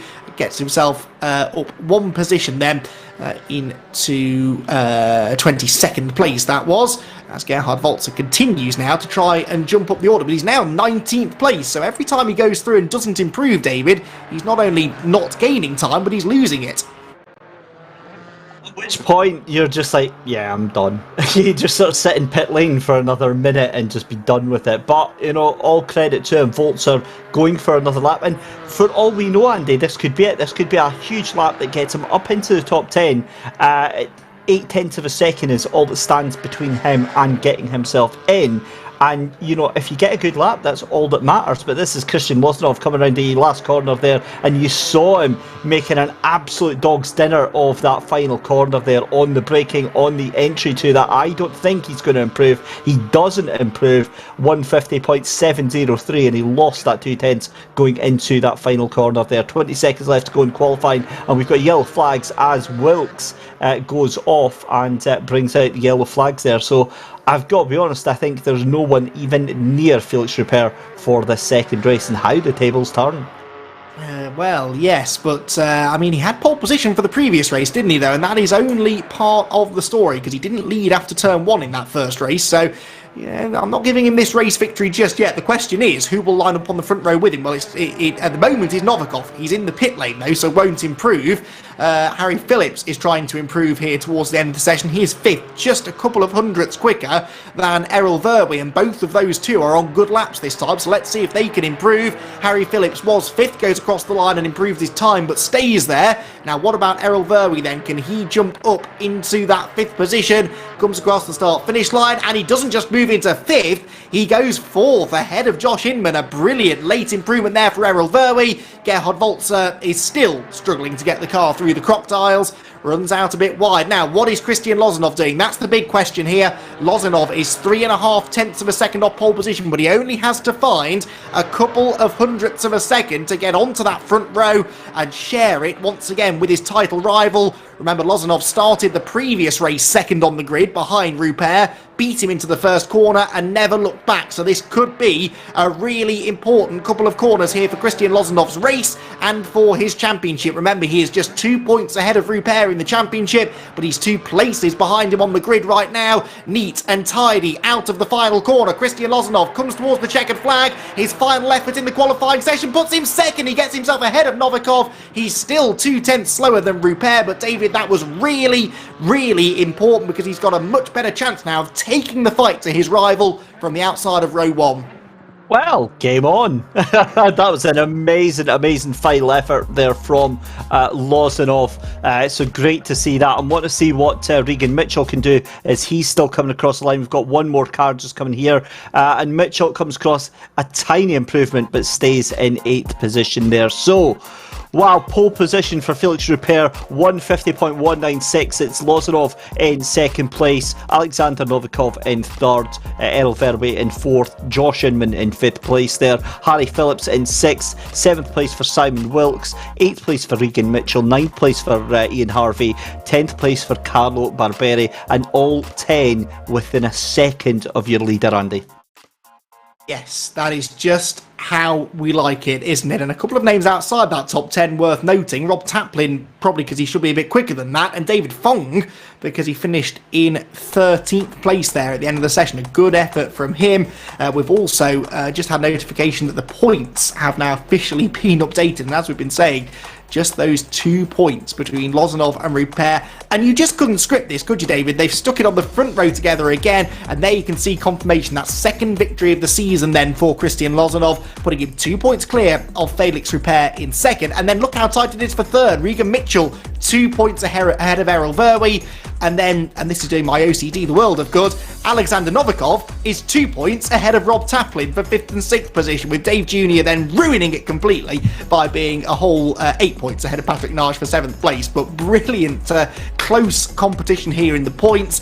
It is, I think, boiling down to a 2-horse race now, and there is a chance, actually, depending on how this race goes, that Lozanov and Rupert could build up a 50-point cushion over Mitchell and Verwey by the end of this race, although that would take a bit of a disaster for Mitchell and Verwey. But certainly, barring any real surprises, it's Lozanov versus Rupert for the championship. And as I said, David, they've put themselves on the front row of the grid together. Brilliant. It's brilliant stuff. It's round 2 where we left off on that last race. I'm really excited for this one because there's going to be so much resting on how things finish tonight. You're spot on when you say it's a 2-horse race now. Realistically, look, I've got a lot of time for Regan Mitchell. He was my main man to watch there, and I'd love for him to win this race and, you know, come back into the championship, but it's just not happening. It's not realistically happening. This is now between Christian Lozanov, Felix Rupert. As long as these two finish at the front tonight, if either of these two finish further down the order, then we've got a very different thing on our hands. But yeah, like this is going to be absolutely epic, and I think this right here is going to be one of the rounds that decides the championship. Yes, I tend to agree with that. Rupert will see this definitely as a chance to redress the situation after the previous race where he lost that points lead to Lozanov, and 2 points behind is nothing. It's winner takes all between the two of them basically as to who will lead the championship going into that longer race that we will have. It's one long race that will decide the championship in a week's time in the GT3 cars. the only race where they will have a free car choice, and they've already actually chosen their cars. So I can tell you that Christian Lozanov will be in the Bentley in next week's GT3 race, Felix Rupert in the Aston Martins, and we've got both gone for sort of front-engine GT3 cars, and that again I think will keep them pretty close together. So we're likely to see those two in a pretty much winner-takes-all contest for the championship next week, but this is the race that will decide just how close they're going to be. There, by the way, is Philip Babelal in the 787 car, the gold car. Remember, he did not qualify because he was excluded from qualifying after a couple of incidents, shall we say, in the previous race. So we'll watch to see how much progress he makes. It might be a bit of a stretch to see him up there fighting for the victory, but you never know. Stranger things have happened, and with championship scores to be settled here at the front, it could be a really, really entertaining battle. And another few drivers there, David, that qualified pretty well. I mean, Josh Inman is having the night of all nights, isn't he? He'll be wishing all of the races in the future are in Porsche machinery. It doesn't seem to matter whether it's the Cup car or the GT4 Cayman. Josh Inman is pretty handy in both.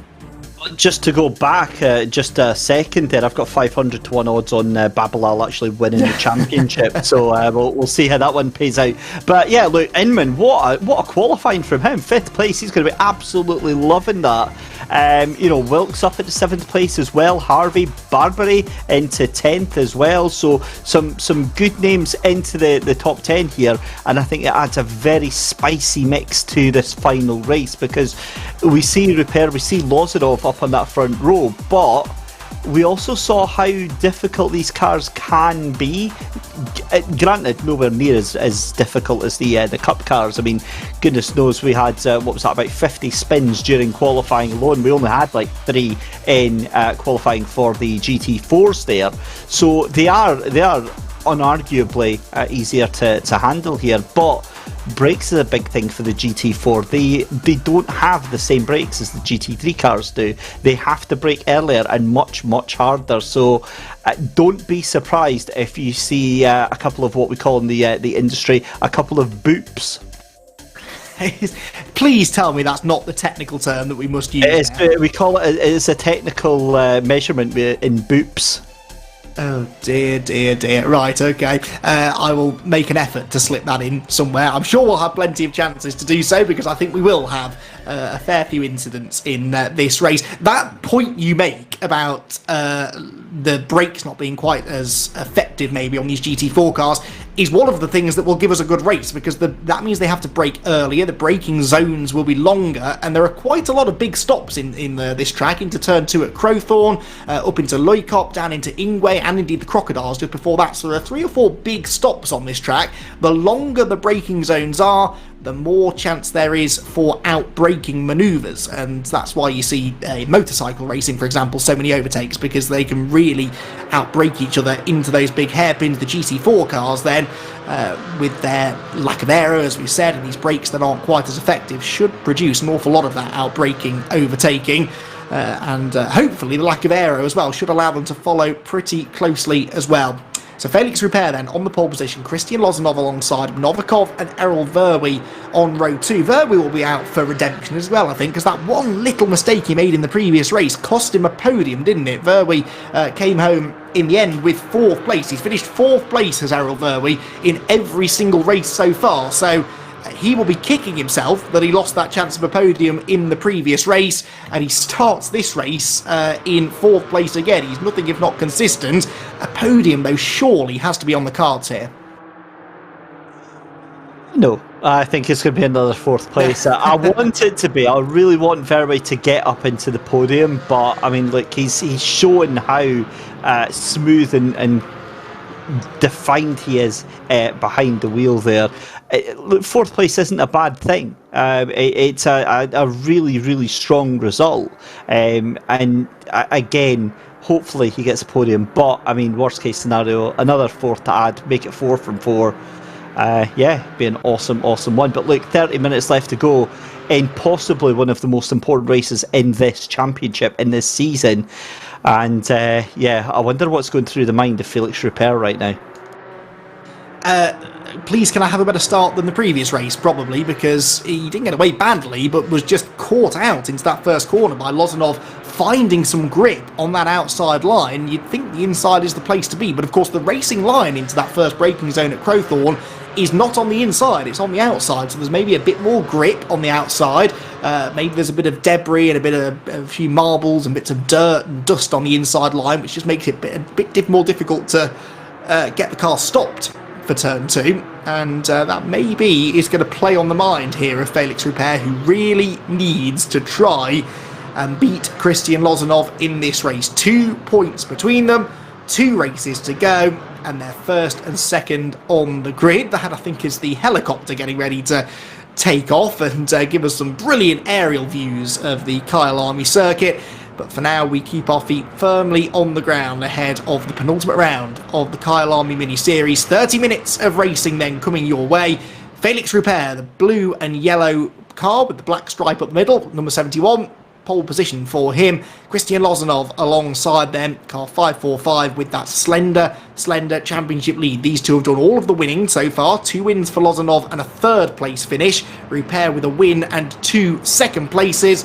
How will the points look after this race going into the championship decider? Well, we will know in a little over 30 minutes. Round number 4 of the Kyalami Mini Series in 35-degree heat here and baking sunshine in South Africa gets underway with the flashing of the green lights on the inside line for Felix Rupert, the outside Christian Lozanov as they pour towards the first corner, and it's pretty much an exact replay of what we had in the previous race, with Rupert having his nose in front going into the braking zone, but Lozanov tries to hang it out round the outside. Rupert's having absolutely none of it though, sent it into the corner, holds on to the advantage then. Lozanov in second position still. I think that is still Novikov in 3rd as well. So Felix Rupert there, David, learnt from what happened in race 1. He knew that he had to cover off that round the outside move from Lozanov, and he did it successfully this time. Holds on to the lead.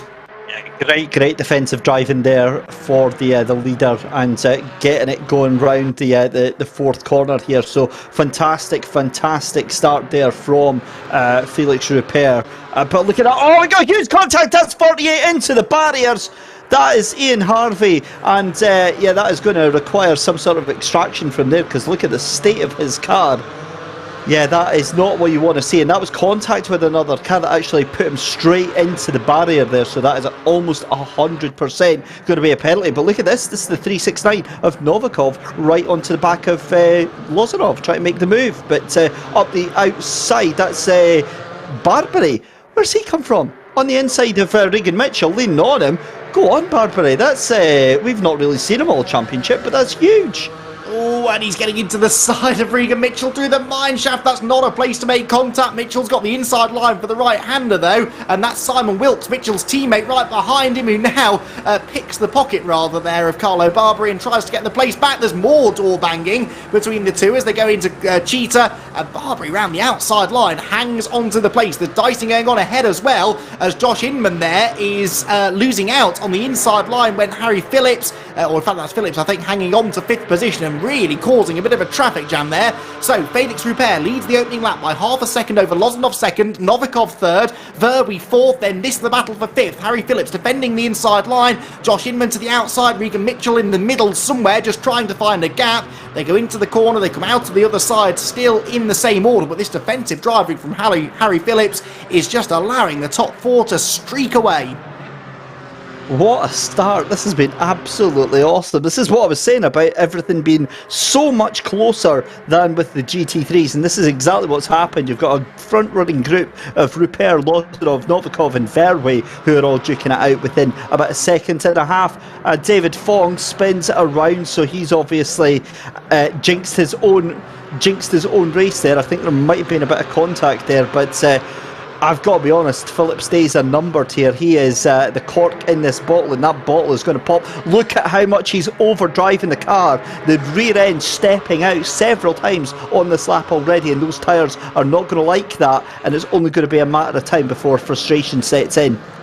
And the trouble for Phillips is that if you don't get yourself into that rhythm early, the others are ready to pounce, and then you never get a chance to get into the rhythm because you're watching your mirrors, you're driving defensively, you're driving offline, getting dirt on the tyres, overheating the tyres. Now he actually has a bit of a gap. He had a good run out of Loikop there, down into the mine shaft, And as Josh Inman now starts to drive defensively himself to keep Regan Mitchell at bay, so it maybe allows Harry Phillips to get his head down a bit. Carlo Barbary there in the yellow and black number 55 car, still very much a part of this fight, with Simon Wilkes and Rob Taplin, rounding out the top 10 at the moment.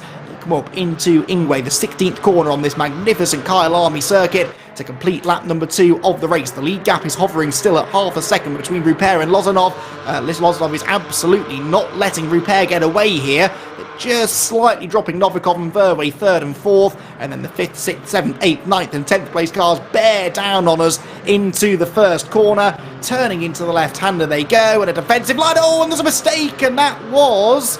Which of the cars was that? There was either Inman or Mitchell, I think. That was Inman. Sideways. It was Inman, I think, wasn't it, David, who just was a bit too eager on the loud pedal. Yeah, that's exactly what's happened there. Overcorrected the car, got things a little bit leery, and it's just not happened. But look at Barbary. Carlo Barbary is absolutely fancying this fight. Tries to fire it round the outside for Ada Pro Esport there. But I've got to be honest, my 500 to 1 bet on Philip Babalal is coming up winning here. 15th place from last on the grid. Go on, my lad. That is exactly how we do racing here at the SimGrid. What an effort. He's made up 15 places in like 3 laps. This is just crazy. Well, 2.5 laps. I mean, that is astonishing, isn't it? And fair play to him, because, you know, we were poking a bit of fun at him after race 1, and in fairness, I don't think he could be too surprised at that. He was certainly in the thick of all of the action, and not particularly in a good way, but there's been some great racecraft clearly in this one, and he's marching towards the top 10. He's into the points already. Harry Phillips had been getting away here from Regan Mitchell, but then made a bit of a mess of Loikop at the top of the hill, and so Mitchell's all over him, and Harry Phillips outbrakes himself completely, and that was the mistake that loses him 5th position, and it might cost him 6th as well, because Carlo Barbary comes steaming through as well. And did you notice there, David, how cautious Harry Phillips was rejoining the track? He was trying to get back on the road in front of Barbary. He realised he wasn't going to do it, and rather than risk bouncing off the grass and collecting him and getting a penalty for an unsafe rejoin, he just hit the brakes, backed off, lost another position, but avoided contact. That was really heads-up driving, that, from Harry. Oh, that was fantastic driving. I've got a feeling that I'm going to be clipping that and showing that to public online drivers as an example. That was brilliant stuff there on rejoining the track. But this is Volzer. What a move that is on Denise Pope from Gerhard Volzer. Pops it up the inside late on the brakes in turn 1. That move is done and dusted. And catching... Oh, he's gone too deep, has he? Denise Pope is going to have that on the inside. Yep. Oh, man. How frustrated is that? Gerhard Volzer does a cracking move, makes it look so good, and then just overcooks it. And again, it just shows how easy it is to overdrive these things. These things are very lazy if you lock up the brakes. All the weight goes to the front, and they just are not turning at all. Yeah, so Denise Pope goes through, David Dancer goes through, and now Volzer's off again, but it's okay because the car behind him followed him off as well. That was Landreth, I believe, in the number 19. Harry Phillips then, having avoided that contact as he rejoined the track. Now, of course, he's got himself in the train, so maybe he's not going to quite be feeling the heat as much now. He's starting to apply the pressure again to Carlo Barbary in front of him. Did get a quick glimpse of the battle at the front of the field a moment ago as well. Rupert is now 8/10 ahead of Lozanov, who has Novikov right on his tail, so that could be an interesting battle moving into the middle 10 minutes of the race. We're already almost a third of the way through this 4th round of the Kyalami Mini Series, and it is Felix Rupert who at the moment is on course to reclaim that championship lead, but a long way still to go. Harry Phillips all over the curb there as he goes through Cheetah. That was a little bit dicey as we rejoin the battling at the tail end of the points now. Denise Pope in a very similar position that we saw her in the previous race, trying desperately to hang on to the points and trying now to go around the outside of Sada there in the number 420 for 18th, and Sada's gone wide. Pope almost had a chance there to come back at him, but instead has to watch the mirrors because David Dancer is there in the yellow car trying to get up the inside as well. Brilliant racing, this. Awesome stuff. And this is exactly what I was saying about these GT4s. They just lend themselves to fantastic close pack racing. I mean, the fact is you've got, what's that, nearly the entire field, Andy, split by 30 seconds, 35 seconds, and we're 5 laps into this race. We're almost coming up to the halfway point, and everybody is just knocking lumps out of everybody else, left, right and centre here. They're in scraps, they're having to think about attacking and defending all at the same time, but Felix Rupert starting to open up a little bit of a gap up at the front there, 1 second over Christian Lozanov.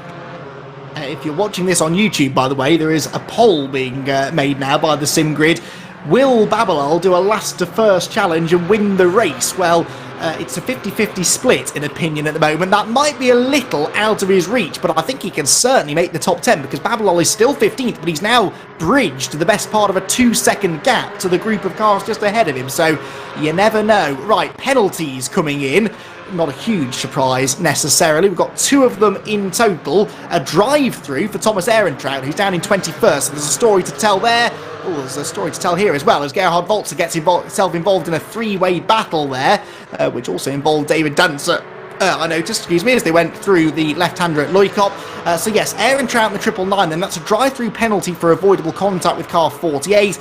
Also a 15-second penalty for car 420. Now, 420, just scanning down. That is Fadi Seder, isn't it? So Seder in 18th place, that's for contact with the number 19 of Mike Landreth, who has been involved in his fair share of incidents tonight. And I think Fadi Seder there, now that was Ehrentraut coming in to serve the drive-through penalty. So race control on it already. That's one of the great things about the SimGrid, isn't it, David, that we have these live in-race stewards who can dish out penalties, dish out the justice on the fly, rather than having to wait until after the race to see what penalties are on their way. Just adds to the authenticity of it all, doesn't it? It certainly does, and we're really spoilt for choice. We've got a yellow flag as we've got a car rejoining there. I've got a feel, was that Harry Phillips actually that's just rejoined at the back there? It was a purple car that we saw at the back there. We'll have to wait until the cars filter through, but that was... let's have a look there. You can just see at the back there. It's is that Ticehurst or Dancer then? It's Ticehurst that has that's had that moment. So Ticehurst into the wall, gets going again, but yeah, that is not the best.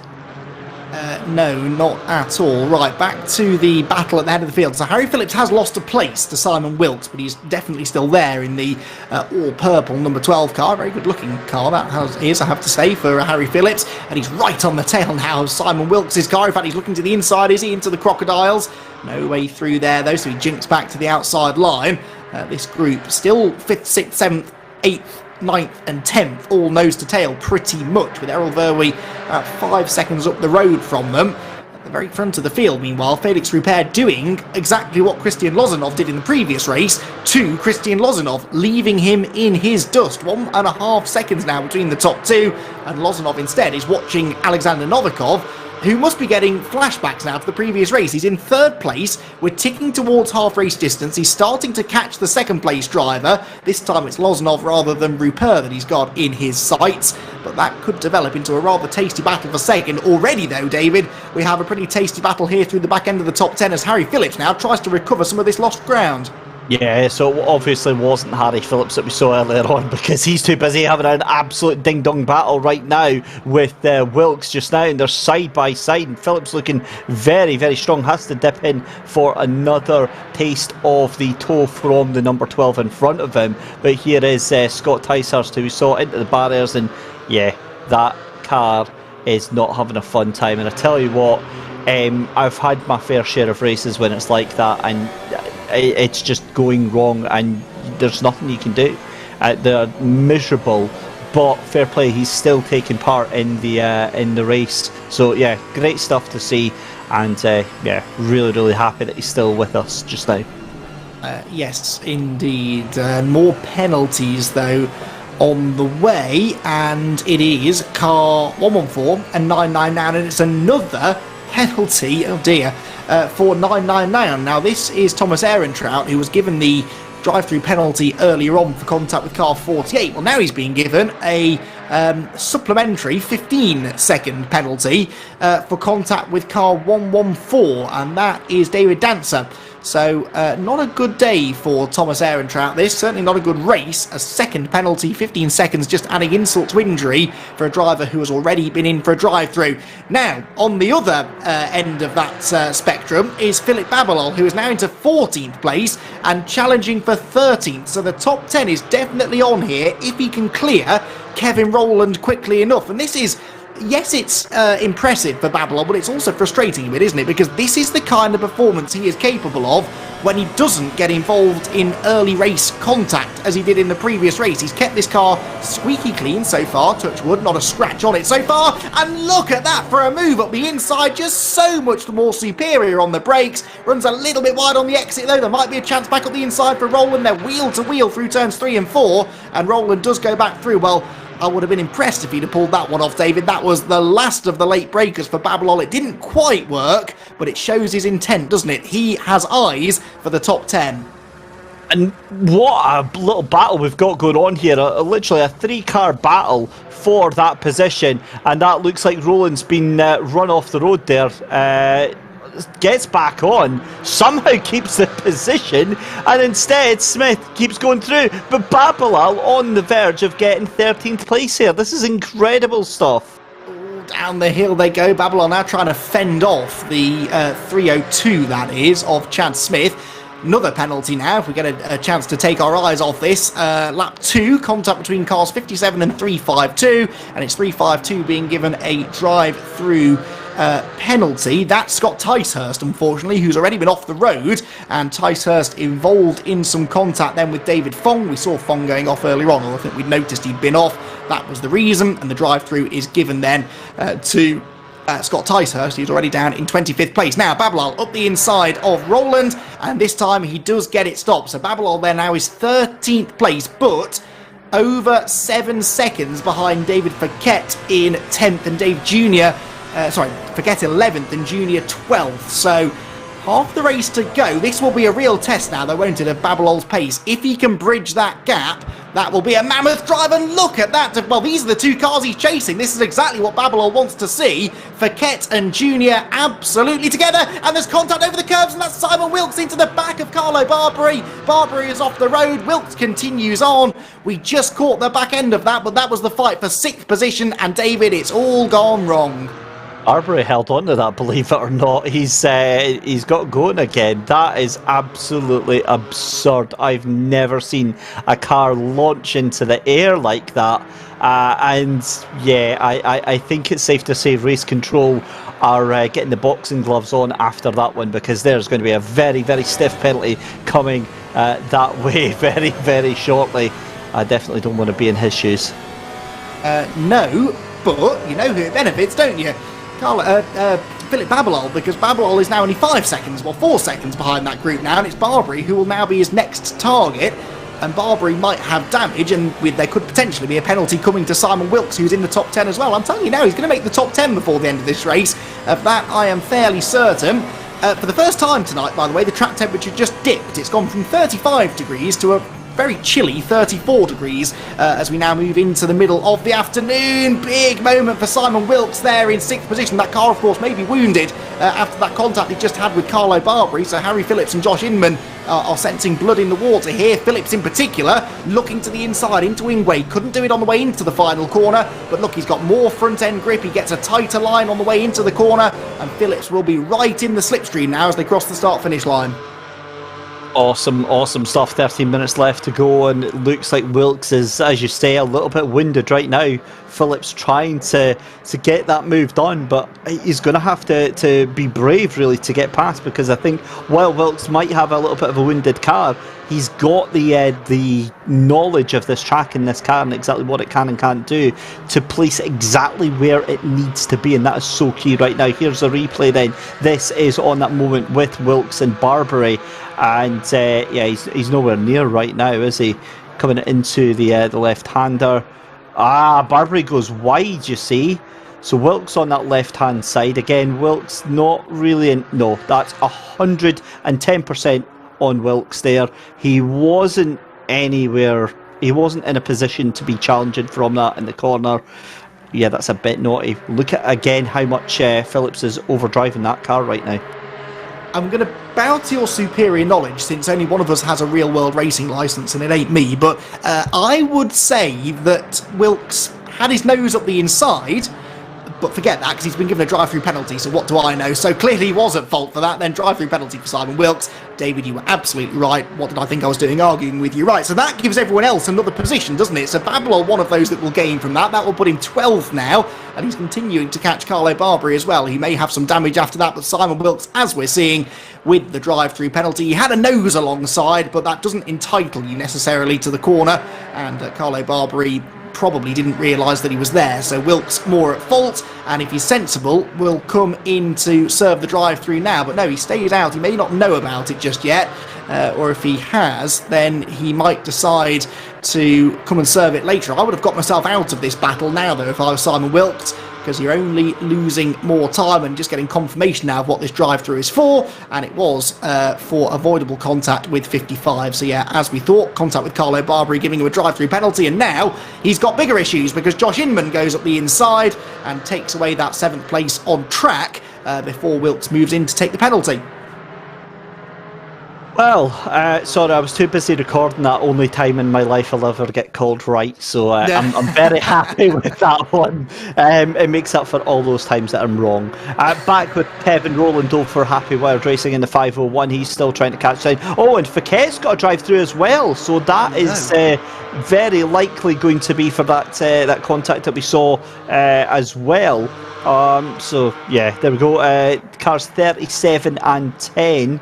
And that is a drive-through then. That was for Junior, that's just behind this little battle, just in front of this battle here.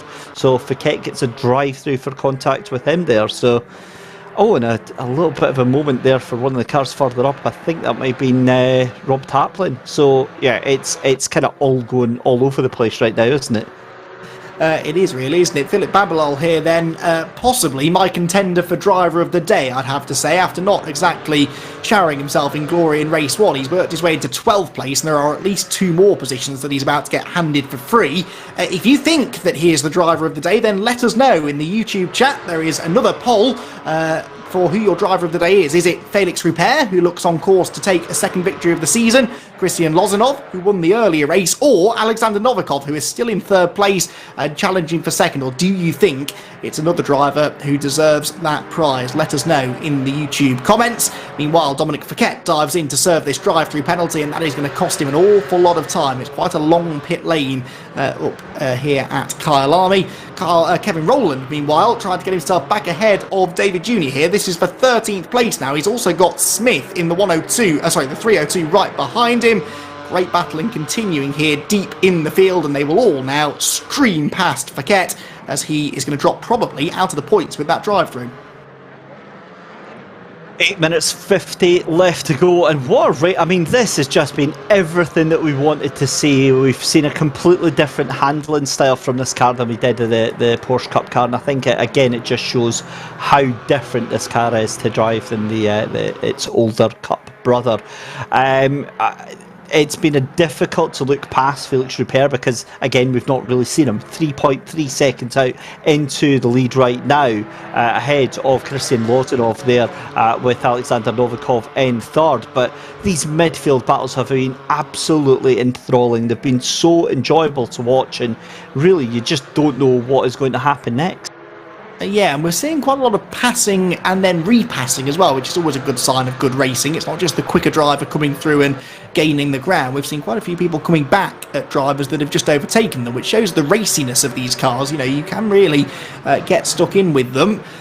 Simon Wilkes, by the way, still hasn't served this drive-through, so 8th position for him at the moment, but that is not going to stay that way, so he will drop down. And Barbary is in the... Babalol is not in the top 10. Barbary is in the top 10, but he's less than 8/10 of a second behind him. Calm down, McEwan. It's not happened yet, but I think Philip Babalol is going to catch Barbary, who, as we've said, probably has some damage, and now Simon Wilkes does pit anyway, so that will shuffle around those drivers at the back end of the top 10. Rob Taplin will be the first to benefit, then Barbary and Babalol, who should both move up 1 extra position. We're following Chad Smith meanwhile, and now we switch to Kevin Rowland, who still can't get past David Jr. He tried the outside at Ingwe a lap ago, tried the inside that time, but Jr. just seems to have an answer for him, doesn't he?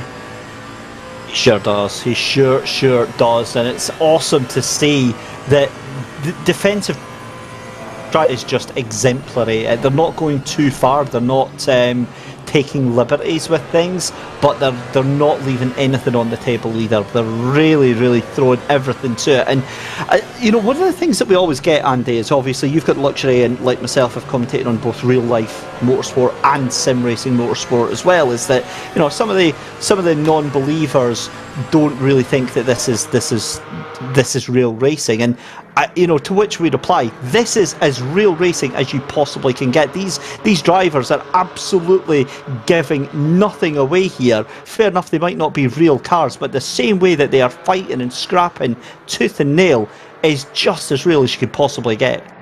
Yeah, I mean, I sit here now and I look at these pictures and it looks like a real race. The way the cars are moving around on track looks real. The way they're racing each other looks real. That looked dodgy for Carlo Barbary, who had lost out to Philip Babalol, but then tried to get it all back going into Loikop and ran a bit too wide. So Babalol goes back through. That's 9th place, would you believe now, having been disqualified from qualifying and having to start from the back of the grid. Philip Babalol has been a man on a mission in the Golden Sheep Motorsports race, car, I should say, and he is into 9th position now. But yeah, I look at these pictures and it looks like a real race. The graphics on ACC obviously are top notch. The physics are as well. If you drive through the gravel, for example, it definitely slows you down, as Carlo Barbary discovered there going through Cheetah. We even saw someone actually in the YouTube comments earlier on asking, is this real racing? Well, no, but you could be forgiven for thinking that it might be. It's partly because of the way that technology moved on now and the accuracy of these modern sims, but also the standard of driver now that comes and gets involved in sim racing. We see a lot of real world drivers coming and doing it, but people that have been sim racing for years now are right at the top of their game, and that really is exactly the same as real world drivers who've been racing for years and are right at the top of their game. They're putting on a similar show, and I personally enjoy watching and commentating on sim racing every bit as much now as I do the real thing. And if you'd have told me 12 months ago that would have been my opinion, I wouldn't have believed you. Oh dear, that's all gone wrong. That's Kevin Rowland. You could kind of see that coming. He's had contact there with somebody going through the final corner, and I think that might be Mills, maybe, is it, that's lost time with him in the black car. So Kevin Rowland involved in quite a bit of contact. That wasn't the final corner, sorry, that was up at Barbecue. So a bit of late race shenanigans there in the midfield. Well, Andy, I don't know about you, but I have just thoroughly enjoyed tonight. I mean, we had obviously the excitement of Lamborghinis last time, but this feels like completely different. This feels much more intense and less focused about the mistakes. It's much more like, full throttle driving, everybody throwing everything they possibly can, and seeing what sticks.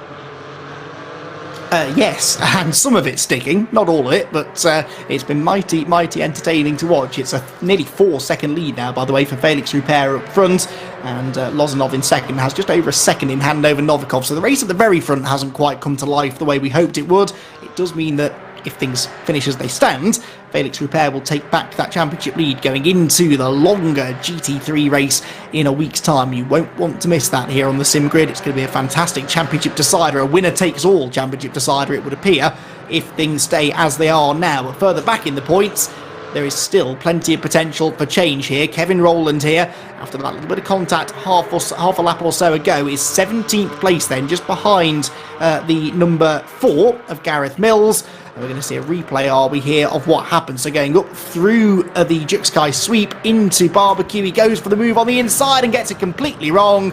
And I fear that's going to be a penalty potentially for Kevin Rowland, because he got straight into the back of Gareth Mills, didn't he? And Mills wasn't even the driver, he was trying to overtake.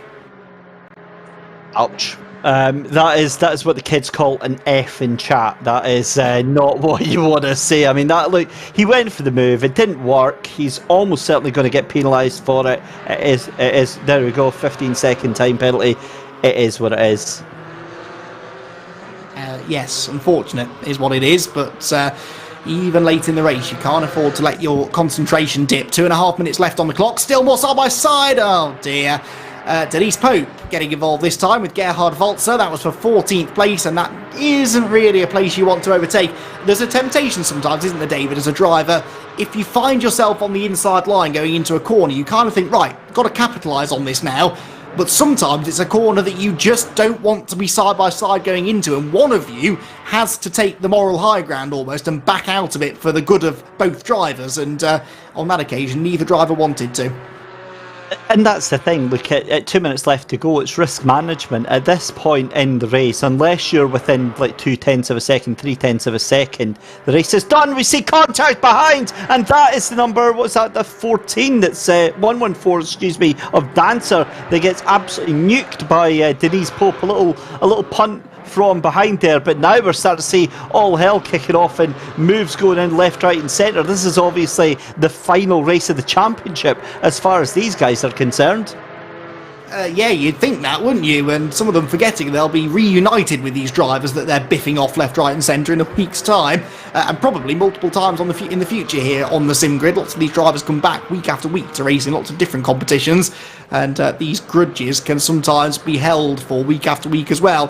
Carl Smith has had a spin, we're believing, going into turn number 2, and there could be more contact here. Denise Pope into the back of David Fong. These two were doing battle at the end of the previous race, weren't they, for, well, actually for 20th place, was it not? They were fighting over the final points, and they're doing so again. You can see them on the inset there on the bottom right-hand corner. Denise Pope will just about hang on for now. On the main part of your screen, though, Felix Rupert is coming towards the end of what will be his penultimate lap of racing. He's 3.7 seconds clear of Christie and Lozanov. Alexander Novikov is 1.6 seconds back in third, and he's 3.3 seconds ahead of Errol Verwey in fourth. The top four very, very spaced out at this stage. It's a little bit closer for fifth place, though. Regan Mitchell is only half a second or so ahead of Harry Phillips. So that could be a battle that runs right to the wire, as Denise Pope here has elbowed her way back into 20th place. But I think Denise might have a few questions to answer after this race. Certainly to race control, I think they're going to be very, very busy tonight. Obviously, just 4 corners after getting punted, we've got the 420 around. That's Seder, who goes off at turn 1, gets going on the appropriately named Team Gravel Trap car. But yeah, look, it's a difficult race, but it's all about this man here, Felix Rupert, an absolute exemplary drive, an exhibition drive there, and the championship now gets that little bit spicier. Yes, doesn't it just? He was 2 points behind Lozanov. He's going to outscore him by 8 points in this one, so he'll move back to the championship lead by 6 points going into the final race. So if Rupert and Lozanov keep this remarkable 1-2 finishing run going in that final race, then it will be winner takes all between the two of them.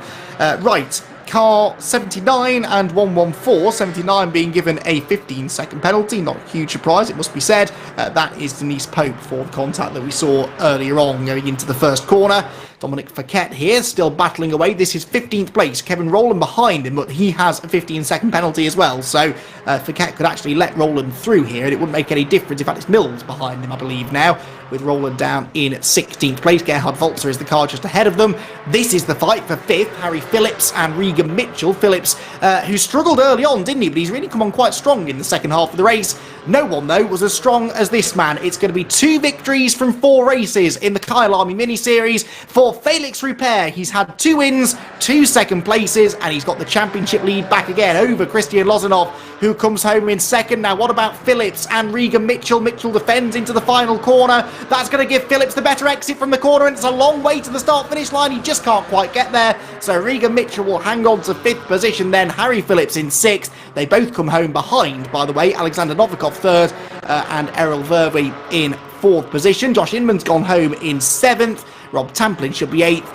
And 9th position at the line, my driver of the race. I don't know about you, David, but Philip Babalol from the very back of the grid. 30th and last, having not turned a wheel in qualifying either, remember, so he had no practice ahead of that race. And he came through to 9th place, and he gapped Carlo Barbary there by nearly 4 seconds in the final few laps. That was an incredible performance. What an absolute mad lad coming through from the back of the grid, getting himself not only at the top 10 comfortably into 9th position. Oh man, that was just one of the drives of the championship so far. And this is another point that we didn't really mention, right? The reason that he was at the back of the front he was at the back of the race, right, race 2, because of how bad his first race was. He ended up retiring from race 1 after like 3 laps because of how bad he was getting on, and then come from that, start last to get into 9th place. I mean, that is absurd. And in a one-make category, you know, the cars are all identical. Yes, they might be set up slightly differently, but it's not like he had a car that was superior around Kyalami or that had better raw pace. He just drove the doors off it, and we haven't heard of him having any real contact. Bit of door banging maybe, but nothing too significant. Brilliant racing there then in the penultimate race of the SimGrid Kyalami Mini Series, and Felix Rupert gets himself the victory, and he will move back into the championship lead. That final race, David Christie, is going to be an absolute barnstormer. Very much looking forward to it. It is going to be wild. We've seen the Lamborghinis, we've seen the Porsches. What have we got in store with the GT3s? That is what we need to wait and find out, and we're not going to have too long to find that one out. It's going to be a great final race of the season. Lozanov has chosen the Bentley Continental for the final race of the year, whilst Felix Rupert will be at the wheel of the Aston Martin. Tonight, though, he was in the Porsche Cayman and gets his second victory of the season, and Felix Rupert joins us now. Massive congratulations on the race victory. You made that one look pretty easy, and it's exactly the result you needed, isn't it? Yeah, definitely. Yeah, it looked easy, but in my point of view, it wasn't, because I had to push throughout the whole race to not allow Lozanov to catch up again, because he wasn't very much slower than me, about 2 or 3 tenths a lap. So yeah, if I make mistakes, then he can gain time, of course, on me. So yeah, I was trying my best to push, but not go over the limit to not make mistakes, and yeah, managed to do it. I got a little bit of a heart attack at the end with the back marker spinning into one, but managed to avoid an incident there. So pretty happy. Well, and so you should be, because that gives you the championship lead again. You're going to be, I think, 6 points ahead of Christian Lozanov. And we now move into this GT3 race. What are your expectations? I know that you've both chosen different cars for that race, haven't they? I think you're going to be in the Bentley, he's going to be in the Aston Martin.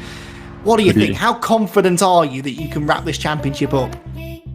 Well, it's the other way around. I'm driving the Aston, and I think I'm pretty confident, because I have already done 2 24-hour races at Kyalami, one with the Aston, one with the Audi. So I think it should be fine. It will be interesting what the BOP will be like. That can play a factor, but I'm pretty confident. It's going to be a brilliant battle, I'm sure, between the two of you, and whoever comes out on top will be a deserving winner. It's been a great championship, this, actually, hasn't it? Have you enjoyed this format with the same track but different cars every race? Yeah, I very much liked it. At first, I didn't know if I wanted to sign up or not, but it was definitely worth it. It's a lot of fun. I bet you're glad you've signed up now, because you are back in the championship lead with just 1 race to go. Congratulations, Felix. Thank you. Bye-bye. Prepare then. The winner in our penultimate round of the championship takes that championship lead. And yes, he is right. I was reading the spreadsheet the wrong way around. It has been a long, hot night. After all, Aston Martin for Rupert, Bentley for Lozanov, Regan Mitchell, by the way, taking the Lamborghini, we believe, for that final race of the season. And David, that is one not to be missed, because if the racing over the first 4 races is anything to go by, then the championship decider is going to be pretty non-stop action. Not only do we have this championship battle between Lozanov and Rupert, but a lot of other pretty tight points battles actually further down the field as well. Absolutely, and the thing is as well about next week is the fact that it's their home turf. It's their home type of cars. You know, these guys and girls are more used to driving the GT3 cars rather than the unique variants, shall we say, that we've been thrown at them in terms of like the Lamborghini ST or the Porsche Cup car or the Porsche GT4. I think their own free choice of GT3 cars certainly allows them to get back into their stride there, as you see Christian Loznov in that Bentley. And it's going to be a key thing about deciding what works, because remember, the other thing is that it's the custom BOP. So that is going to add a huge variable into the mix, and I'll be very, very interested to see how that one pans out next week, Andy. Yeah, we saw there as well, by the way, that Regan Mitchell and Errol Verby, after his fourth place finish in a row, are actually tied for third in the championship now. And Alexander Novikov is only 20 points behind them, so okay, the championship is out of reach now. But third place most definitely is not. So it's going to be a sensational championship decider here in a week's time on the SimGrid. We hope that you will all be able to join us again then. Thank you everyone, by the way, for interacting with us on the YouTube comments as well. Been great fun having you along, and good to see that many of you have been enjoying this Kyalami mini-series. There is one more race to go. Oh, by the way, Felix Rupert, I'm just being told, won the driver of the day poll with 50% of the vote. So Felix Rupert was a bit of a landslide winner, although I think there were a few sneaky extra votes there for Philip Babylon, and I can't really argue with them if I'm honest. We hope you'll be back with us again next week for the grand finale of the first ever Kyalami mini-series here on the SimGrid. It's been a sensational season so far, and it all boils down to the final race here in a week's time. My thanks to David Christie, who's been joining me again here this evening. We'll be back again in a week's time to bring you the grand finale.